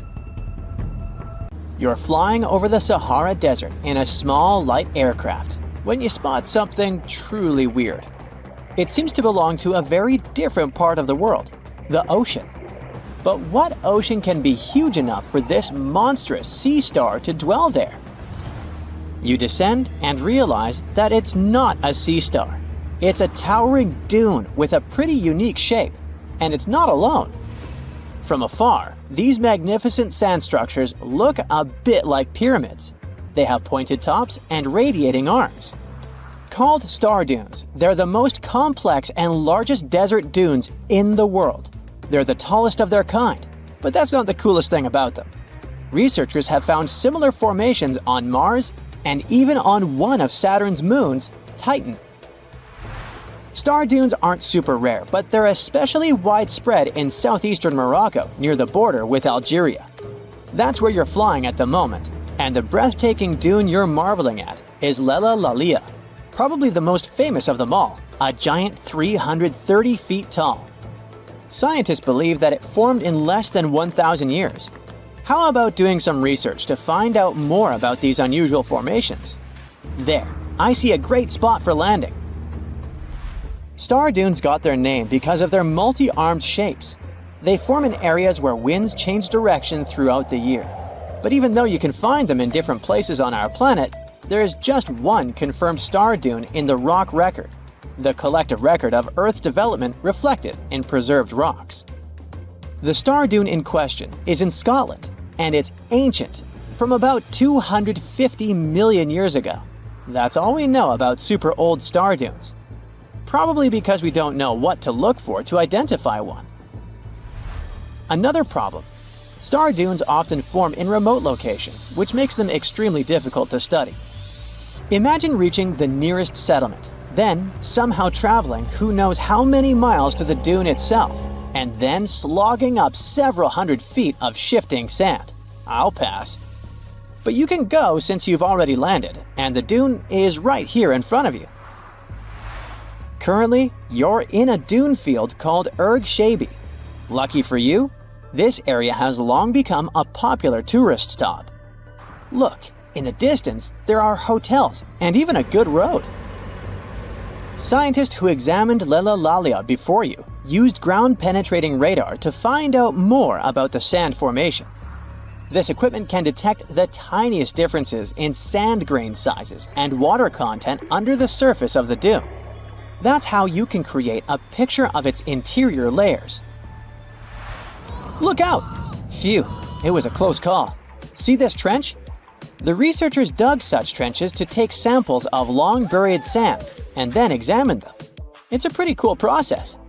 The thing is, while buried deep inside, the quartz in the sand accumulates radiation coming from natural sources within our planet. We can compare the grains of quartz to minuscule rechargeable batteries. They can store the energy they get from radiation. When researchers bring them to the laboratory, they can make the grains release that energy, which comes out in the form of light. Scientists can measure the brightness and say when the sand enjoyed sunlight for the last time. Now, when those experts who dug the trenches looked inside Lella Lalia, they were shocked. The enormous formation turned out to be very young, for a dune, of course. You'd expect a dune that is several hundred feet tall to be pretty old, like thousands or tens of thousands of years. But that wasn't the case. Well, at least not entirely. The upper part of the dune has turned 900 just recently. But look at the sand near the base of the dune. Yep, right there. Well, it was buried there around 12 or 13,000 years ago, representing ancient dunes in the area. Those good old dunes were active for a couple thousand years, and then something went wrong. Because for a whopping 8,000 years, the sand wasn't accumulating there. A mystery? Scientists might have an explanation. You see, the first part of this quiet period occurred during the time when the climate became warm and wet. Yep, even in the Sahara. It happened about 11,700 years ago. It was the end of the last ice age and the beginning of a new era, the Holocene. And guess what? The Sahara went green. It started blooming like your local botanic garden. Plants started popping up all over the place, stabilizing the sand. If you had visited the Sahara during that period, you wouldn't have recognized this place. But you would have likely come across humans wandering marshy landscapes and hunting for food. Researchers have found pottery fragments and stone tools on one side of Lella Lalia. That's true. As sand dunes form and then shift throughout their lives, they swallow and protect ancient remnants of life. Just dig well enough and you might find something that will provide you with a window into the past. It can be ancient fossils, anything from fossilized shells and corals to prehistoric plants. Those can offer precious insights into the history of our planet and the living beings once inhabiting certain regions. Now, it might come as a shock, but in the Sahara Desert, scientists have uncovered well-preserved marine reptiles and fossilized fish within the layers of those ancient sand dunes. They are the remains from the time when the Sahara was covered with a sea millions of years ago. Anyway, it's time to leave that ancient paradise if you want to survive. 4,000 years ago, the wet period came to an end, and the Sahara dried out again. Interestingly, our dune didn't begin building up right away. For some time, sand probably blew through but didn't accumulate. Or the dune could have started growing in a different location. And it's a valid theory since scientists have discovered recently that Leulalia shifts around 1.6 feet every year. It also accumulates about 6,400 tons of sand every year. Now, if you've been inspired by your dune trip and are now eager to explore more of them, I've got some unpleasant news for you. Unfortunately, although there might be star dunes locked in sandstones around the globe, they're super tricky to detect. The problem is, dunes are huge, but they lack a single distinguishing feature. So you'd really need large exposed beds of rock if you want to get a wide enough view to identify a star dune. On the bright side, there surely are places where it might be possible to do such research, but you should be ready to know that it might be just a set of various features that look like other dunes. But if you combine them, you'll say, it's likely to be a star dune. Comment below if you'd like to go on a trip in search of a star dune. Meanwhile, we'll continue our journey.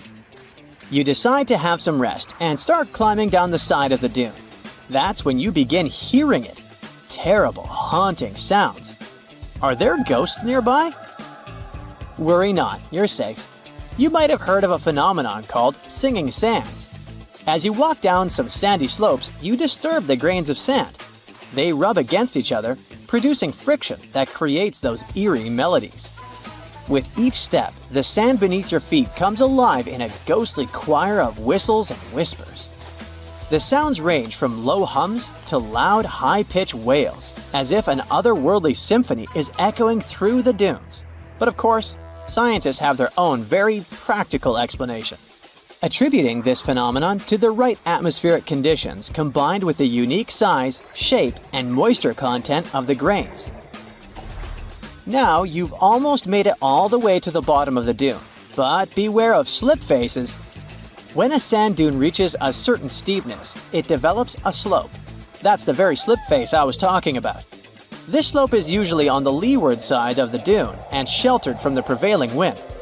Sand grains start accumulating on the windward side, slowly creeping along the dune's gentle slope. At one point, they reach the top. Gravity takes over and they start sliding down, triggering a cascading effect. It looks like a miniature sand avalanche, and I wouldn't want to end up in its way. You plan to spend your summer vacation in Africa. The final destination is the Sahara Desert. It's located in northern Africa, stretching from the Atlantic Ocean to the Red Sea. You're excited to ride camels and learn about the region's rich cultures. You hop on an extensively long flight, and finally, you are here. You find yourself in the world's biggest hot desert. Can you believe it's 3 million square miles? You're ready for your first adventure after drinking liters of ice-cold water. The guide gives you a choice. You can spend 2 weeks visiting a collection of oases, or you can help them solve an ongoing local mystery. Deep into the desert, near this Algerian town, lies a mystery begging to be solved. A collection of huge, spotted circles in the sand. There are dozens of them, stretching for miles in a straight line. The circles were first identified via Google Earth images several years ago. People have debated them for years, but no one seems to know the answer. The strange thing is that they are so many miles away from any towns, roads, or human activity. The quickest way to discover the truth behind the circles is asking questions. You grab your notebook and set out to talk to locals. Everyone is helpful in this scenario: geographers, anthropologists, elders, and historians. The first person you talk to is a map expert. You need to understand if those circles were authentic or a satellite glitch. You end up interviewing the people who take Google Earth satellite pictures. The circles are really there. They appear in multiple pictures from many years. Then, let's understand why they are there in the first place. After 2 days of interviews, you have your first lead. The circles could be the result of oil activity. Experts explained why this would make sense.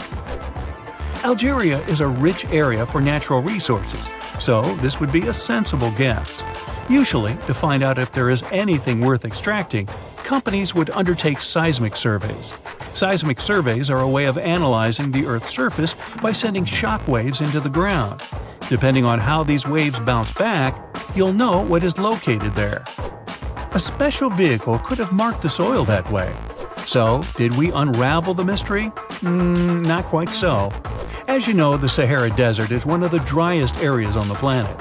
The average high temperatures in summer are over 104 degrees Fahrenheit. To survive there, people need to find ways of accessing water. So, these circles could be a kind of ruin or leftovers from ancient water wells. Again, I'd say this is a sensible guess. Ready for some fact-checking? Some anthropologists agree that these circles could be ancient fogueras. Foguera is the name of a 2,500-year-old style of irrigation system, usually found in northern Africa. It is also known as a qanat in other places in northern Africa. Locals would dig a deep well at an elevated point, deep enough to tap into underground water. They would then dig parallel shafts at regular distances. Then they would dig an underground channel that connected the city to the well. Solely with the help of gravity, water would run from the well to the city.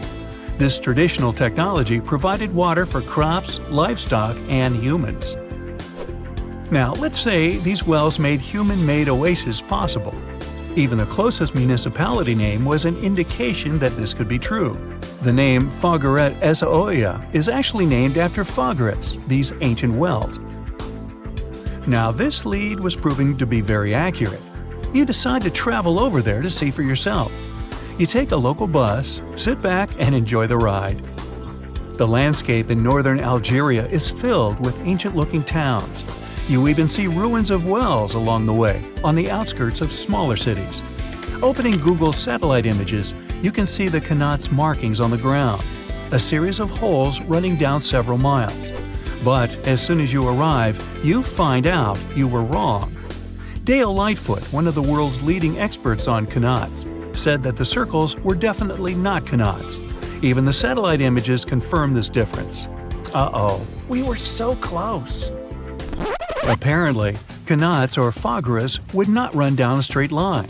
They wouldn't be shaped like circles. Another clue that this wasn't the case was that there were no towns at the end. The circles were really far away from any human activity, and qanats were explicitly built to provide water for human settlements. Well, it sure was a good try. You almost gave up on this mystery when you decided to take one more field trip. It was days of preparation, pick up cars, food, equipment, all so that the mystery of the Sahara Circles could be unraveled. On the first day, you drove over 99 miles into the desert. You were always curious to see what this part of the world looked like. Over there, you see nothing but mustard yellow dunes. The night sky is pretty decent, though. You can see the entire Milky Way with your own eyes. You set up camp and sleep under a canopy of stars. The next day, tension grows. There's no cell reception. Oh dear. But thankfully, you added the coordinates of the circles to your Google map. And surprise, the offline mode works out there. You follow the coordinates, but it leads you astray. You start to get nervous, thinking this was all in vain. But you and the team get into the car and drive a few more miles past the coordinates on your phone. After a very bumpy ride, you can't believe your eyes. There it is, an enormous crater dug on the sand, surrounded by 12 smaller holes. From up high, it looks like a clock, without the pointers, of course. On the ground, they're very faint, so faint you almost miss them. Searching the area, you notice all the holes had something similar: metal wires, thin wires that you can pull from the ground. They're buried deep, so you start digging. An object starts to reveal itself. Uh-oh, it looks like old dynamite. This certainly surprises you. Better stop digging to avoid any accidents. At the end of the survey, you feel satisfied, but still curious. What could all this dynamite mean? And who put it there? What comes next is the turning point of your adventure. Walking back to the car, you see something shining on the ground. You approach the item with curiosity.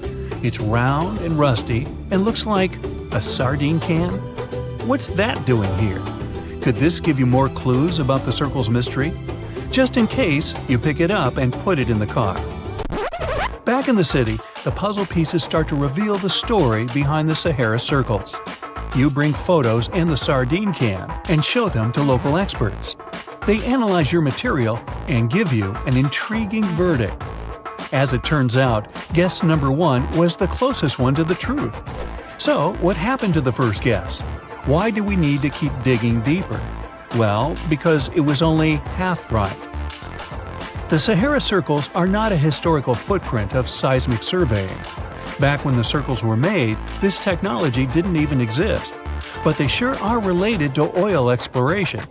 The dynamite-filled holes were an old method for oil searching. The circles are the leftovers of surveyors looking for resources underground. And the sardine cans? Well, they were left by the workers who held explosion works. You gotta eat, right? According to the model of the can, this happened more or less around the 1950s and 1960s. So these circles aren't even that ancient. More like modern ones, if you ask me. Well. Hope you are glad you tagged along and helped unravel this mystery.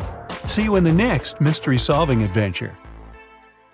Now, if you were to check out the Sahara from space right now, instead of a barren wasteland, you'd spot a surprising sight. Dry land sprinkled with some lakes and rivers in Morocco and Algeria, all thanks to some heavy rains in early September 2024. These aren't oases. This is just the Sahara going back to the factory settings. Believe it or not, eons ago, one of the biggest deserts on Earth was actually a lush paradise full of greenery. Let's first see how the Sahara turned into a desert. During the last ice age, Earth was much colder, and big ice sheets covered a lot of the land. At that time, the Sahara Desert was significantly bigger than it is today, and on our planet there were fewer tropical forests. And the cooler temperatures changed how rain was distributed in the tropics. Now normally, warm air rises in the tropics, which helps create rain. Since it was colder during the Ice Age, this system got, messed up, and less rain fell in some areas. This caused more dry and desert-like conditions in places that are usually wetter. There was also a lot of dust blowing around in the Sahara Desert, which scientists found in old ocean sediments. But about 12,500 years ago, something surprising happened. The dust levels went way down. This meant that the Sahara got a lot wetter, which is a sign that the climate suddenly warmed up for a while before cooling down again. After 12,500 years ago, the Sahara became a much greener place, like a savanna, because a weather pattern called the Intertropical Convergence Zone, a mouthful indeed, moved north during summer. This wet period was at its best around 4,000 years ago, when temperatures were a bit warmer than today. At that time, more rain fell in the Ethiopian highlands, which made the Nile River carry more sediment. However, there was another big change called a Heinrich event, which caused the Intertropical Convergence Zone to move back south. This led to the Sahara and Arabian regions drying out quickly. Because of this, the Nile River had much less flooding between 2700 and 2100 BCE. Long story short, too late for that. The Sahara has gone through wet and dry cycles due to changes in the climate and weather patterns over thousands of years. Up until recently, we've known about the Sahara in its dry era. But in September 2024, an unusual cyclone rolled through. It hit Morocco, Algeria, Tunisia, and Libya, and filled those dry lakes and rivers. The satellite images from NASA of before and after the rains are stunning. It's like the Sahara has had a makeover. Some areas in North Africa received up to 8 inches of rain. For comparison, Seattle gets about 40 inches per year, only 5 times what the Sahara received. I say only for one simple reason. Seattle has a reputation for being quite rainy, while the Sahara does not. The tricky part is those 8 inches. Essentially, the entire yearly quota for this area fell in a matter of moments. So, in a way, it might have felt rainier in the Sahara than in Seattle. The mountains funnel the water into ephemeral lakes in northern Algeria, which recently expanded to over 70 square miles and reached depths of more than 7 feet. That's enough water to sustain it for a year. So what exactly are these ephemeral lakes? Well, they're basins that fill up for a short time each year, but might stay dry for several years if the rain doesn't cooperate. Sometimes water flows into them from a small surrounding area, or it can just be good old-fashioned rain. Now, a big question arises: how come these lakes exist in the first place? Well, generally they form because there's excess water trapped on the surface. But the soil in the Sahara is incredibly dry. Shouldn't it act like a sponge? It must be thirsting for moisture. Well, think about how eagerly your potted plant drinks up water when you return home from a vacation. However, no matter how parched it is, dry soil can only absorb a limited amount of water, which is often quite small. And just like your potted plant, it doesn't necessarily drink it all. You might simply be overwatering. Or, if you check the saucer below, you could find a mini flood. Another significant factor preventing the soil from absorbing water is the lack of vegetation. Under normal conditions, trees, shrubs, and various plants help retain moisture. In the desert, however, it's nearly impossible. There may be a few palm trees, but that's about it. This also explains the formation of those temporary lakes. Precipitation that isn't held by plants accumulates in low-lying valleys and depressions, creating these fleeting bodies of water. These lakes may only last for a limited time, but that doesn't mean they shouldn't have names. For instance, the beautiful lake adorned with swaying palms that you see is called Lake Yasmina, located in the oasis town of Merzoga. In certain areas of the desert, where the dunes rise, it may appear as though you're looking at a mirage, but it's not. The sand dunes are partially covered by water. Remember how I mentioned 8 inches? Well, that's not entirely accurate for some regions. In fact, there are places where the flooding is so extensive that the palms are submerged up to their crowns. Now, the last time we saw a downpour this intensive was 30 to 50 years ago. But this rain is more than welcome. After 6 consecutive years of drought, Morocco really needed it. Lakes that had been dry for decades, like Lake Ariki, are finally getting some much-needed water. A recent analysis revealed that out of the hundreds of storms that have hit the region since 2000, only 6 brought enough rain to start filling up this lake. And of those, only 2 resulted in a lake level higher than what we saw in September 2024.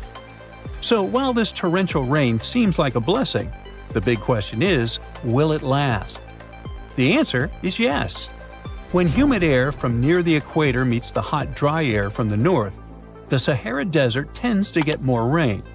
Scientists say this collision zone is shifting further north as the planet warms, and it warms, so it's likely to keep moving that way over the next couple of decades. So I seem a bit overly optimistic about this, and the truth is, the news isn't entirely positive. The reality is that no one was truly prepared for a flood situation like this. Moreover, remember that this isn't some Southeast Asian country where people are accustomed to dealing with water.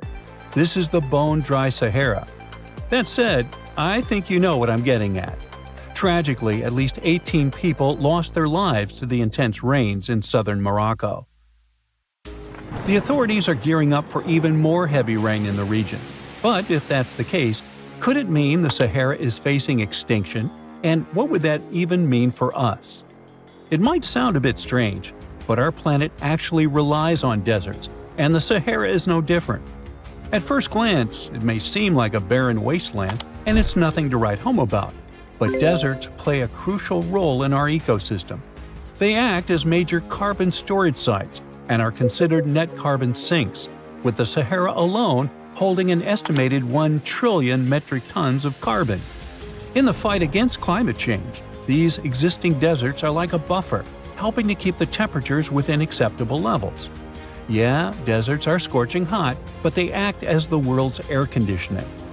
Plus, desert sands are an unexpected source of nutrients for lush areas like tropical rainforests. Believe it or not, scientists have found that the sand particles from the Sahara have a hand in nurturing the Amazon rainforest.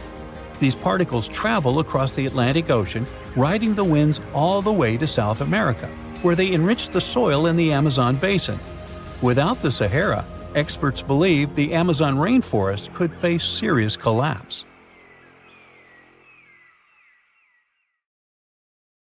Big news! Santa is real, and he looks like this.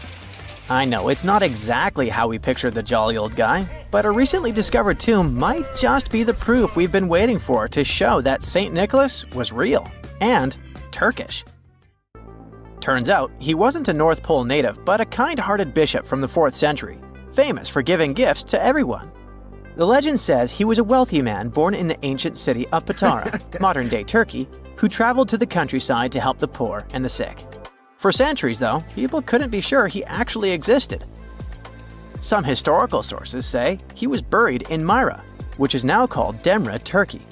Since the 80s, archaeologists have been digging around this area, trying to prove it. And now, their Christmas miracle has finally come true. After digging 6 feet deep in an annex of St. Nicholas's church, they uncovered a mysterious limestone tomb, about 2 meters long.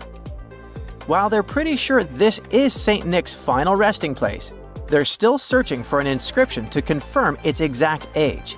Now, if we're talking about the fictional Santa Claus, legend says his home is in Lapland, Finland. Back in 2018, archaeologists made an interesting discovery that could finally prove that Santa was real. They were digging at a site called Tiny Aro when they stumbled upon about 200 burial pits. But when they looked inside, there was definitely no sign of Santa. Actually, there were no human skeletons at all, just a bunch of things like pottery and animal bones. So no one really knows what this place was. That was the complete opposite of what happened with a group of archaeologists working in the ancient city of Petra, Jordan. Since 2003, there have been rumors about hidden chambers beneath the famous monument called Al-Khazneh, also known as the Treasury. 21 years later, a team finally decided to dig and uncovered an intact tomb. Inside, they found at least 12 human skeletons and artifacts estimated to be over 2,000 years old. Hundreds of thousands of tourists travel to Al-Khazneh every year, and most of them probably go there to see the site of the Holy Grail in the movie Indiana Jones and the Last Crusade. So, do you want to know the funny part?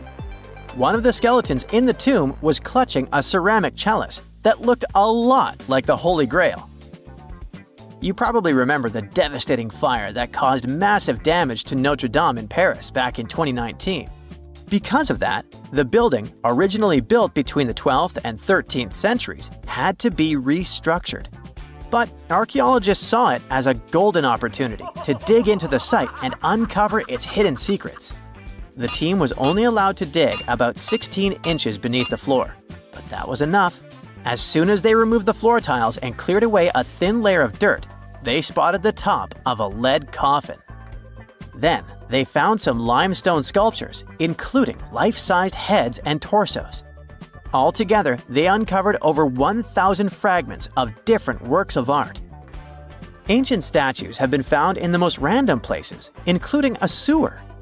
In July 2024, Bulgarian archaeologists were checking a Roman sewer in the ancient city of Heraklia Sintika when they found a nearly 7-foot-tall marble statue of Hermes, the Greek messenger deity. This town was completely devastated and abandoned after 2 earthquakes, one in the year 388 and the other in the year 425. But somehow, it didn't destroy this statue. In fact, its head was found in surprisingly good condition. Finding ancient artwork is definitely fascinating, but imagine stumbling upon an entire hidden city in the Amazon rainforest. Using high-tech lasers, researchers uncovered a lost civilization with thousands of structures and a whole network of roads, canals, and houses, all buried beneath the dense jungle. This city was built around 2,500 years ago, in an area located in the shadow of a volcano, which, by the way, could have erupted and destroyed this civilization at some point. It's hard to say exactly how many people lived there, but experts estimate they stayed up there for about 1,000 years. This discovery proves ancient people also had huge, organized cities in the middle of the Amazon. A similar thing happened in Campeche in southern Mexico. An archaeologist was doing some research on the internet when he accidentally discovered a hidden Maya city. This area, now called Valeriana, was huge, about the size of Edinburgh, the capital of Scotland. It had pyramids, sports fields, amphitheaters, and paths connecting different districts. Thanks to satellite images, archaeologists uncovered an entire unknown civilization from the Bronze Age. They were checking out aerial images when they discovered 100 prehistoric settlements in the Pannonian Plain, a region that includes parts of what's now Serbia and Hungary. The people who lived there are now known as the Titsa site group, and it looks like they were a pretty well-organized society, skilled at growing food, hunting, and fishing. Google Earth helped a team to uncover a mysterious set of 400 ancient gates in Saudi Arabia. These gates, scattered across the desert, are thought to be from thousands of years ago. They're made of stone and arranged in weird formations that have left archaeologists scratching their heads. I mean, they don't look like they were meant for funerals, and they don't seem like structures where people lived. So, we still have no idea what they are. Technology is really changing archaeology. Thanks to artificial intelligence and, well, a $1 million prize, we've finally been able to decipher part of an unreadable and super damaged ancient scroll. The Herculaneum scrolls were discovered by workers digging up the ancient town of Herculaneum near Pompeii in 1752. But their condition was so bad that, for years, they were considered indecipherable. Thankfully, AI has helped unveil their secrets. Based on the studies so far, experts believe that one of these scrolls was written by a philosopher who valued pleasures, like music and food, above all else. No doubt, Stonehenge in England is one of the most mysterious places on Earth. Some theories even suggest it was built by extraterrestrials. After more than a century of research, archaeologists are still figuring out how it came together. See that big altar in the middle? Turns out it came all the way from Scotland. And that's pretty wild, considering this massive sandstone block weighs over 6 tons, and the people who built Stonehenge more than 4,000 years ago didn't have the luxury of wheels or modern tools. We can find some pretty amazing stuff in the oceans too. In 2013, a mysterious shipwreck was found about 20 feet underwater off the coast of Kenya. At the time, no one knew where it came from. But now, researchers are pretty sure this could be a ship from Vasco da Gama's fleet. You know, the famous Portuguese navigator, best known for being the first to sail from Europe to India by rounding Africa's Cape of Good Hope. If it's confirmed, this shipwreck could be one of the earliest European shipwrecks in the Indian Ocean. Ancient treasures can take many forms, including a bottle. Recently, archaeologists in Norway uncovered a 150-year-old message in a bottle during an excavation of a Viking burial mound. The bottle contained a letter written by Anders Lorange, an archaeologist who worked on the site back in the 1800s, along with his business card and a few coins wrapped in paper. The letter gave some details about the excavation, though it seems Lorange got a few things wrong, like the exact number of Viking shields discovered. At the end of the letter, he wrote a personal note in runic script, "Emma Gade, my girlfriend." So it gave us not only insights into history, but also a peek into his love life. The first photograph was taken in 1826. Yeah, there I am, way in the background. I'm waving. From then on, we've had countless images taken all over the world. Back in the day, if you really wanted your portrait taken, you needed a painter to help you with it. You would have had to stand still for long periods of time, making sure the light was just right. And let's face it, those portraits weren't really as exact. Maybe you'd have asked for your eyes to be a bit brighter, or your lips a bit podier. When it comes to famous people in ancient history, there's not much we can do in terms of photography. It's simple, there aren't any pictures or famous ancient people. We can try to imagine what they look like based on their paintings or on texts written about them by highly regarded scholars. Fortunately, more and more as years go by, this lack of knowledge will become a thing of the past. Enter forensic facial reconstruction. With the help of this amazing science branch, we can now have a better understanding of what ancient celebrities look like. But how are scientists able to do that, you might ask? Go ahead, ask. Turns out that a person's skull can tell a lot about their appearance. Everything from the brow bone to the distance between the eye sockets can showcase a realistic profile. Even the nasal chamber or the shape of one's chin can influence how your face will end up looking like. It's like the skull is a blueprint for the face. Using these bones, artists and forensic anthropologists can work together to reconstruct your appearance through the magic of forensic facial reconstruction. It's like real-life detective work, but with more clay and less drama. Now, I guess you're thinking, how correct can these reconstructions really be? Well, the finished product may not reflect all the details, sure. You can't tell a person's eye color or skin tone just by studying the skull. Facial hair is equally hard to tell, and if you have plump cheeks that make you look so cute, your skull will never tell the secret. But even with those limitations, facial reconstruction can still show us what someone in history may have looked like. The process itself is pretty cool. A trained sculptor works with a forensic anthropologist to figure out the skeletal features and build up the facial traits using clay. Anthropologists have to consider things like age, gender, ancestry, and any injuries or tooth loss. Scientists can also do such tasks digitally these days with the help of computers and design software.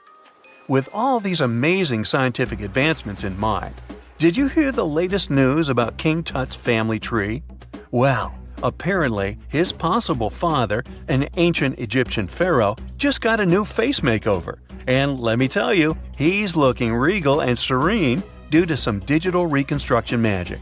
But even though this is the most correct representation of him so far, we still don't know for sure who he really is. This fellow was found in 1907 in the Valley of the Kings, just a few feet away from King Tut's tomb. Scientists have been studying him for over a century and think he might be Akhenaten, King Tut's daddy, and a very important Egyptian ruler for that matter. Still, some experts remain skeptical and say we need more evidence to confirm his true identity. The reconstruction of this ancient pharaoh's face was a months-long project by a group of brilliant scientists in Sicily. They even brought in a 3D forensic artist from Brazil to help out. The new model is different from earlier ones because they wanted to focus on his facial features and not get distracted by his hair, jewelry, or other bling. On the same note, make way for this latest fashion icon. No, it's not some famous model. It's a hunter-gatherer woman who lived in Sweden 7,000 years ago. And boy, is she fierce-looking in her new reconstruction. She's rocking a feather cape, a slate necklace, and a belt made from 130 animal teeth. Talk about being fashion-forward or backward. Plus, her dark skin is painted with white patterns, making her look like a true work of art. But don't be fooled by her stunning appearance. This woman was more than just a pretty face. She was buried upright in a location dating back to 5500 BCE to 4600 BCE, and her rich jewelry tells us that she was important in her local community. Thanks to the work of an archaeologist and sculptor, we can now see what this ancient woman looked like. They used a CT scan of her skull to piece together her face muscle by muscle, creating a unique expression. It's like making eye contact with the past. While we may never know for sure what her role was in her community, her intricate surroundings suggest that she held a special place for her people. Now, Otzi, the 5,300-year-old mummy from the Alps, also got a new makeover thanks to this amazing technology. He didn't go to a plastic surgeon if that's what you're thinking. Two Dutch brothers used their skills in forensic science and artistry to recreate his face for a new exhibit in Italy. Otzi was found in 1991 by hikers who stumbled across his mummified and frozen remains in the mountains near the Italian-Austrian border. He's been around longer than Stonehenge or the pyramids of Giza. And now, thanks to the two skillful brothers, we finally know what he looked like. They used 3D images of his skull to recreate his face. A photographer also documented the whole process for half a year. Earlier research shows he passed away from a wound caused by an arrow. He was left in a protected area high up in a cold glacier region, so his body was preserved in the snow. He is now safely kept in a refrigerated cell at the museum, which mimics the wet, cold glacial conditions that kept him preserved. They even have a unique cooling system that makes it possible for the mummy to be displayed. Otzi's last birthday was his 46th, which was a pretty ripe old age for his time. He was about 5 feet 3 inches tall and weighed around 110 pounds, so he was on the smaller side. But hey, size doesn't matter when you've been around for over 5,000 years. King Henry VII got a digital makeover as well, and boy does he look good. A graphic artist used a mask of Henry VII's dating from 1509 to create an impressive and realistic reconstruction. Why a mask, you might wonder? Well, before photography, people used wax masks to preserve someone's likeness more accurately than paintings or illustrations. And let me tell you, the restoration of this Henry was a game changer. Henry VII was the King of England from 1485 to 1509. A depiction of him, which can be found at Westminster Abbey, was already lifelike, but the new digital reconstruction takes it a step further. It took the team behind it about 2 months to complete, using a combination of software, custom algorithms, and really tedious image adjustments that were done manually. The project started with a high-resolution image of the mask, which was then used to create a 3D model of the subject's face. From there, the lighting was designed. Lastly, facial markings and hair were added. But what's even more fun is that a beard was added to Henry VII's face too, since men during that era were commonly bearded, wore a beard. We'll never know for sure if he was bearded or not, but it's a hilarious touch that adds to the character of the reconstruction. The same team has also created facial reconstructions of other historical figures, like Mary Queen of Scots or Oliver Cromwell. These masks are like secret passages to another time, if you think about it. It's amazing how technology can take us back thousands of years to see faces we've only imagined. And who knows, maybe in a few hundred years, someone will recreate our faces from a selfie we took. Archaeologists have been studying Petra in Jordan for 200 years, and in 2024, they found something they had never seen before. It's a tomb with at least 12 complete human skeletons and artifacts that are over 2,000 years old right in front of the treasury. Bronze, iron, and ceramic items were placed with the deceased, which shows how people honored their loved ones when they passed away. It's a rare chance for scientists to learn more about the Nabateans, an ancient group of Arabian nomads who built Petra. The objects found in the tomb under Petra's treasury are in amazing condition, but the skeletons became fragile because it's damp inside the tomb. They plan to study the remains and extract DNA to see if the people in the tomb were related. While some scientists are solving tomb mysteries, others have trained AI to find new ancient sites for them. They've created an algorithm that works with a special type of satellite imagery. This technique uses radio waves that can peek under things like sand, soil, and even ice to find hidden objects. AI will help search a huge desert on the Arabian Peninsula called the Empty Quarter for archaeological treasures. The lead scientists of the experiment trained the algorithm to recognize hidden locations using data from a site they had found before. The new tech can discover buried structures within 20 inches, which is very precise. Another groundbreaking tech, LiDAR, which means light detection and ranging, helped archaeologists reveal new hidden cities all around the world. LiDAR can see big structures beneath layers of vegetation and map even subtle changes in ancient landscapes. They use it to scan large areas from a small plane flying over places that aren't so easy to study from the ground, like dense jungle. In 2024 alone, they found new Maya settlements in southern Mexico, gardens, roads, and rivers in Ecuador's Amazon rainforest, ancient ruins on the Pacific island of Tonga, and the remains of 2 medieval cities along the Silk Road route in Uzbekistan. Maybe some smart technology can also explain what Marge Simpson is doing on Earth in an ancient Egyptian tomb from 3,000 years ago. The drawing, featuring a woman with yellow-colored skin, a blue crown, and a green outfit, is alarmingly like the famous cartoon character. If you don't see a resemblance here, I hope you'll at least enjoy an amazingly well-preserved necklace with amethyst and agate beads. It's from another recent find from Egypt, an ancient tomb with 11 sealed burials near Luxor. Archaeologists also found two copper mirrors, one with a lotus-shaped handle and the second with a unique design of the deity of the sky, women, fertility, and love in ancient Egypt. The hair of the figurine was originally made from almost 4,000 mud beads. Another awesome find from 2024 is an ancient Greek shrine with intact burials, a sarcophagus, and plenty of gold inside. They think it was built before the year 300 before the Common Era, and the marble lions, also found inside, were made from the same marble as the Parthenon in Athens. Greece is so full of ancient treasures that the city of Thessaloniki will house around 300,000 of those artifacts in their new subway system. Meanwhile, archaeologists in France have found a monument unlike any other, and they can't figure out what it was used for. It's direct proof that people used to live here between the Neolithic and the early Iron Age periods. The coolest part is a monument made of 3 unique shapes that fit together like puzzle pieces.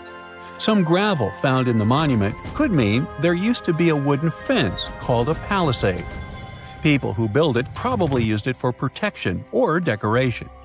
The team studied the layers of soil around the monument to learn more about its origins.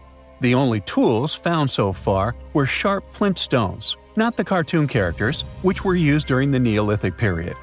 The next step will be radiocarbon dating to figure out exactly how old the site is. Now, the oldest saddle ever found so far was found in the grave of a woman near the edge of the Taklamakan Desert in northwest China. This saddle is the oldest ever discovered. It was crafted from pieces of leather that were sewn together and stuffed with straw and animal hair to make it soft. Now, normally, things made from natural materials like this don't last very long because they rot or fall apart. But the Taklamakan Desert is so dry that it helped preserve the artifact. The herdswoman who used the saddle was buried in her full riding attire, so this proves that not only men used saddles and took part in herding and traveling. Now let's shift to Guatemala, where an ornate jade mask made by the ancient Maya people was waiting for centuries to be discovered. Scientists use radiocarbon dating to figure out the age of the mask. They believe the mask may represent a Maya storm deity, a powerful figure in their mythology. These kinds of masks were often made to honor Maya royalty, and they were placed in the tombs of kings and queens when they were buried. The king's tomb was also decorated with carvings made using tools crafted from volcanic obsidian. After 15 years of searching, scientists may have finally figured out where the altar stone of Stonehenge comes from. They compared the tiny minerals inside the altar stone with rocks from many places in Wales and England and ruled out lots of spots. Then they found the perfect match with a place in Scotland, more than 466 miles away from Stonehenge. This area might even be Orkney, a group of islands in the far northeast of Scotland where a lot was going on during the Neolithic period.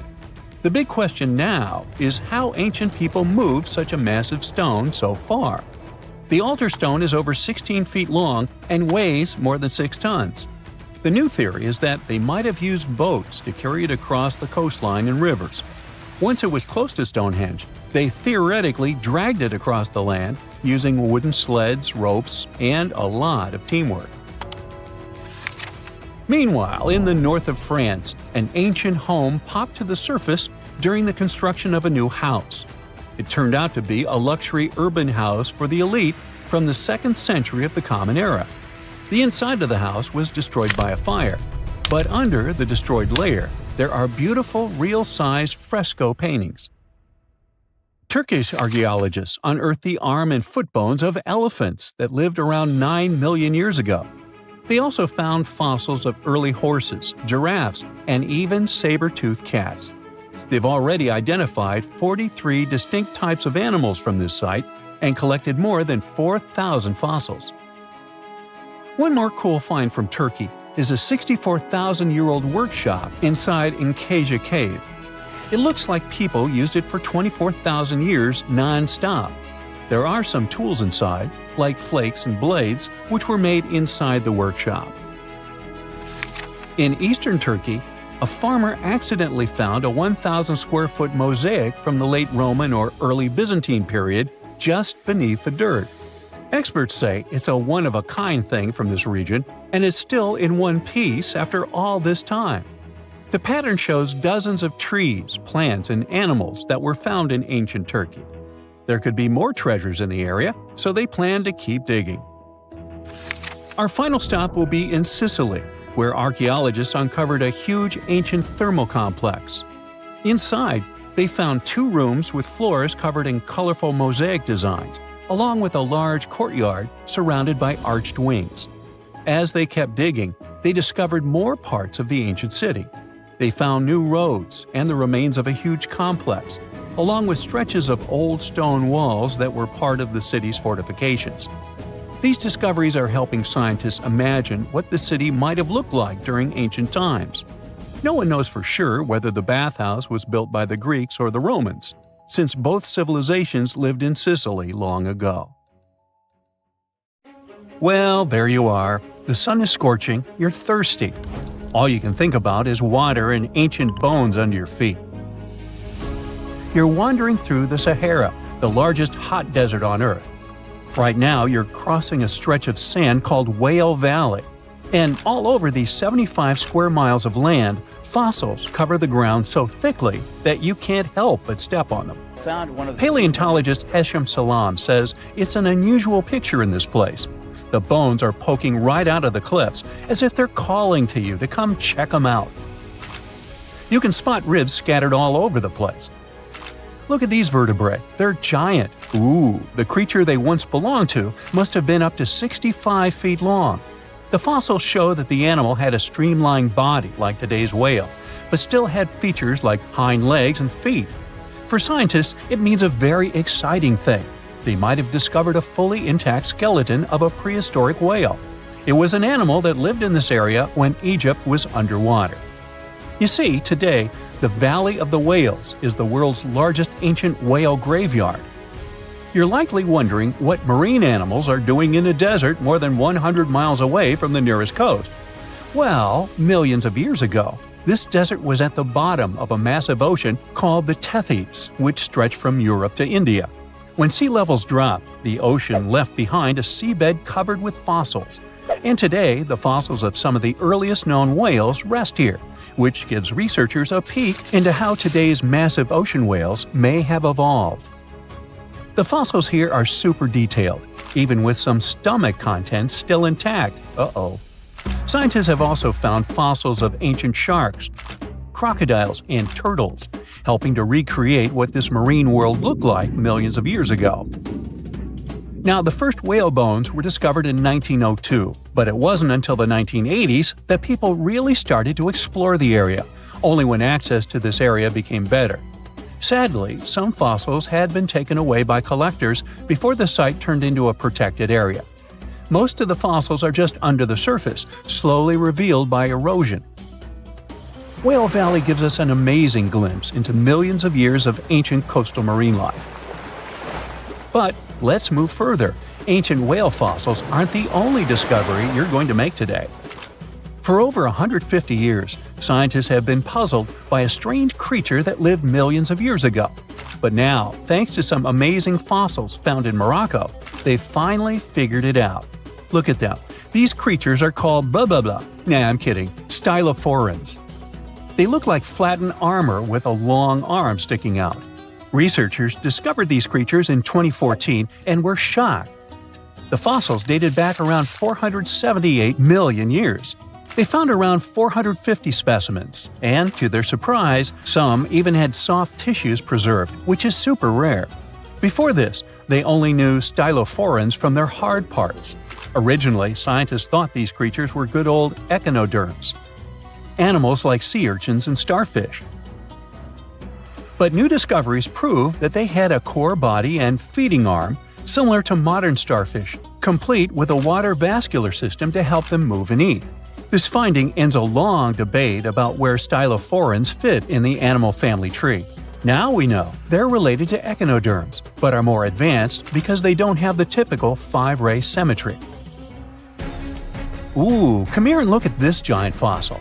It was found in the Sahara and gave scientists new insights into the Spinosaurus, the largest carnivorous dinosaur we know about.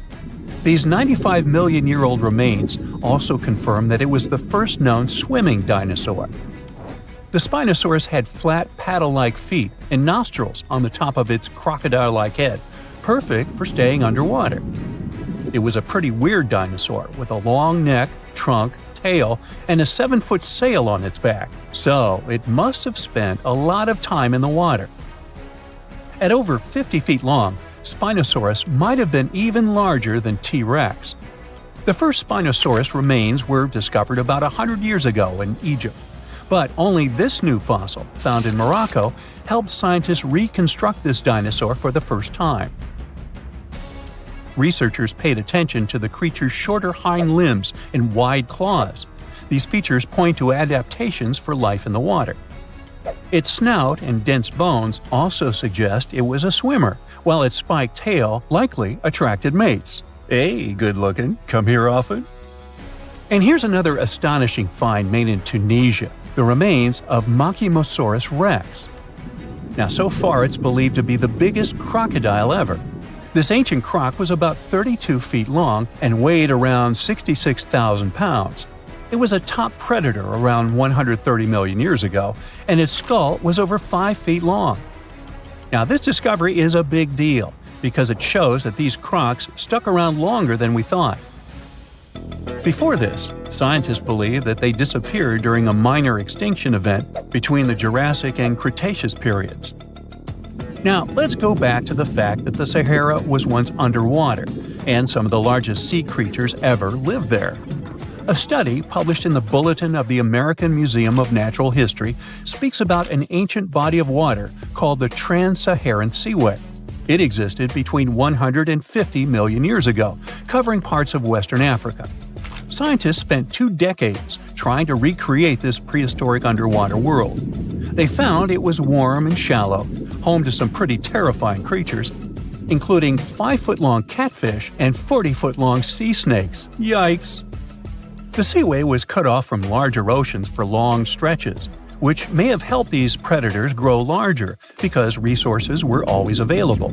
It's a classic case of evolution at work, leading to what scientists call gigantism in isolated environments. But all that water didn't just disappear with no trace. Under the sands of the Sahara, scientists have discovered a massive ancient lake, which they're calling a megalake. Makes sense? This lake formed around 250,000 years ago when the Nile River flooded the eastern Sahara. At its biggest, this lake covered over 42,000 square miles. It's about half as big as Kansas. They also found evidence of a smaller lake, 93 miles west of the Nile, at a slightly lower level and covering 18,600 square miles. All of this adds to growing evidence that once, North Africa had many lakes that might have created migration routes, helping early humans move across the continent. Now, in the Sahara, you can find not only fossils of bizarre animals. In May 2020, some weird rocks with greenish crystals were discovered in a sandy region in southern Algeria's Sahara Desert. When scientists checked them out, they found out these rocks weren't from Earth.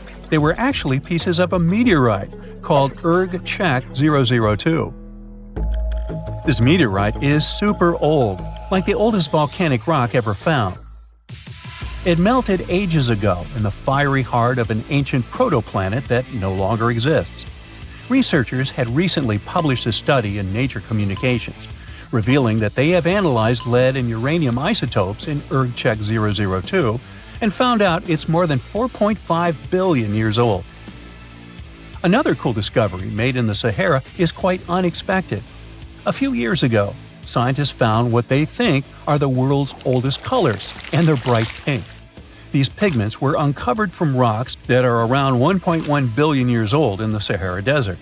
The colors came from microscopic organisms, as animals didn't exist back then. The discovery was made by a PhD student who crushed the ancient rocks and analyzed the pigments. These pink pigments are actually ancient chlorophyll from photosynthetic organisms that lived in an ocean that's long gone. Researchers are now sure that this finding could help explain why larger, complex creatures showed up much later in Earth's history. Before these colors were discovered, scientists didn't know what was missing in the food chain that delayed the evolution of larger animals. Now they understand that tiny cyanobacteria were at the bottom of that chain. Apparently, this discovery is not just about finding some old pink stuff. Scientists believe it's a breakthrough in understanding the history of life on Earth. In 1850, French scientist Auguste Mariette went to Egypt looking for manuscripts, but accidentally found a head of a sphinx sticking out of the dunes. He cleared the sand and figured out the sphinx was guiding the entrance to some underground construction. Several months later, he finally entered the Serapeum of Saqqara. Inside, he found an enormous granite sarcophagi with remnants of 64 bulls. Scientists are still amazed by the tech that the ancient Egyptians used to transport those enormous boxes. The Serapeum was built around the year 3000 before the Common Era. It was an underground tomb built to honor the sacred Apis bulls of ancient Egypt. It had a long hallway, almost 500 feet long, with giant stone rooms on both sides. Some of the sarcophagi weighed as much as 50 average cars, and all of them were made with super precision, with exact 90-degree angles. These sarcophagi were beautifully decorated with hieroglyphs and carvings that told stories about the lives and importance of the Apis bulls.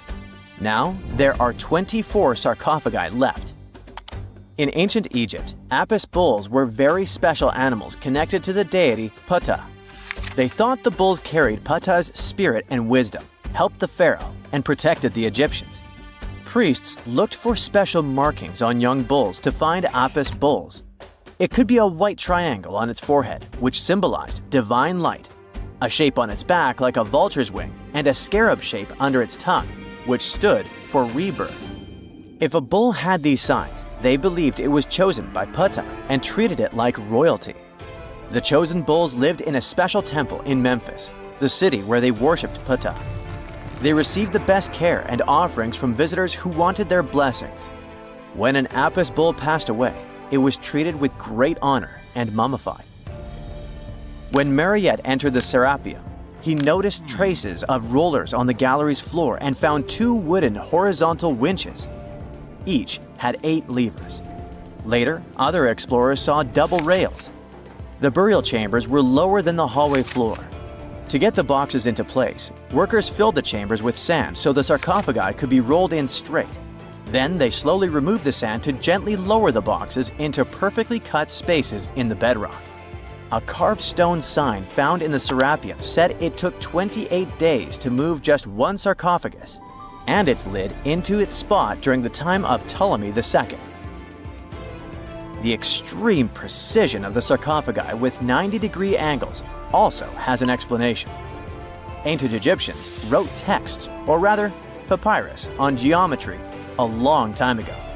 It shows that they knew the approximate number pi and could calculate the volume of a pyramid with its top cut off. If they could figure out complicated math like that back then, it makes sense that they could also carve perfectly flat surfaces 500 years later. All this sounds pretty legit, but some people think certain things don't add up here. The size of boxes is way larger than the size of bulls, yet they buried pharaohs in tiny coffins that barely fit their bodies. The sarcophagi are made out of granite with crazy precision, and they could have just used limestone, which would have made things way easier. The transportation of the boxes seems pretty simple, but only in theory. If one person could pull about 440 pounds, then at least 250 people would be needed to pull just one box. The tunnels in the Serapeum are really narrow, only about 2 feet wider than the boxes themselves. There's no way hundreds of people could have squeezed into those tight spaces to pull the boxes.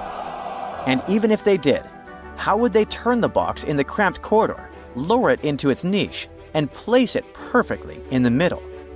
Somehow, they did this 24 times, and every box is centered perfectly. Plus, the chambers were dusty, and there were no signs of soot from lamps. This means they must have worked in almost complete darkness. The real use of the boxes could also be different. A long time ago, even before the Egyptian pharaohs ruled, the local people already knew how to use fermentation. It happens when tiny organisms called yeast eat certain ingredients like starch and turn them into gas and ethanol. So someone in ancient Egypt probably put food like barley, bread, and even meat inside a giant stone box, then closed it tight with a heavy lid. These stone boxes, carved from granite, were so precisely made that they were almost completely sealed, so nothing could escape from it. As the yeast inside the box started working, it created more and more CO2 gas. It built up pressure inside the box. The granite boxes were incredibly strong. They could handle more pressure than a car tire can hold. When granite was squeezed under such pressure, its crystals produced a tiny electric charge. This effect was possible because granite contains quartz, a material that reacts to pressure this way. The process also needed meat or animal parts, possibly to help the yeast grow better. Meat contains something called oleic acid, which yeast needs to keep growing and to survive the bad effects of the ethanol it produces. As the pressure inside the box kept growing, the combination of gases and electricity made these boxes not just ancient fridges, but powerful energy systems. Over time, the pressure inside got so strong that it could push the lid open and the gas would escape with a pop. But when people rediscovered the Serapeum in 1850, they found old drawings that showed piles of stones stacked on top of some of the box lids. So, someone long ago probably tried to make the lids even heavier by adding extra weight to make it harder for the gas pressure to push them open. This extra weight also meant the quartz crystals in the granite could keep creating more electricity under all that pressure.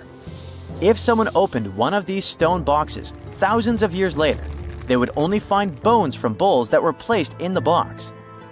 And that's exactly what Mariette discovered in the 1850s.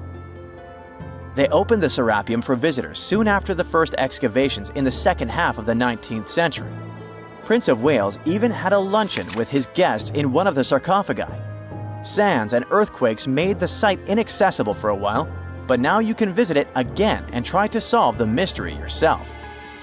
With new tech, we could have answers to many other historical mysteries soon. A team of scientists at Chicago's Field Museum of Natural History recently used a special CT scanner to learn more about ancient Egyptian mummies without unwrapping them. They gently rolled 26 mummies on custom carts out to the parking lot, where the scanner was waiting. It took thousands of detailed X-ray pictures of each mummy and their coffins.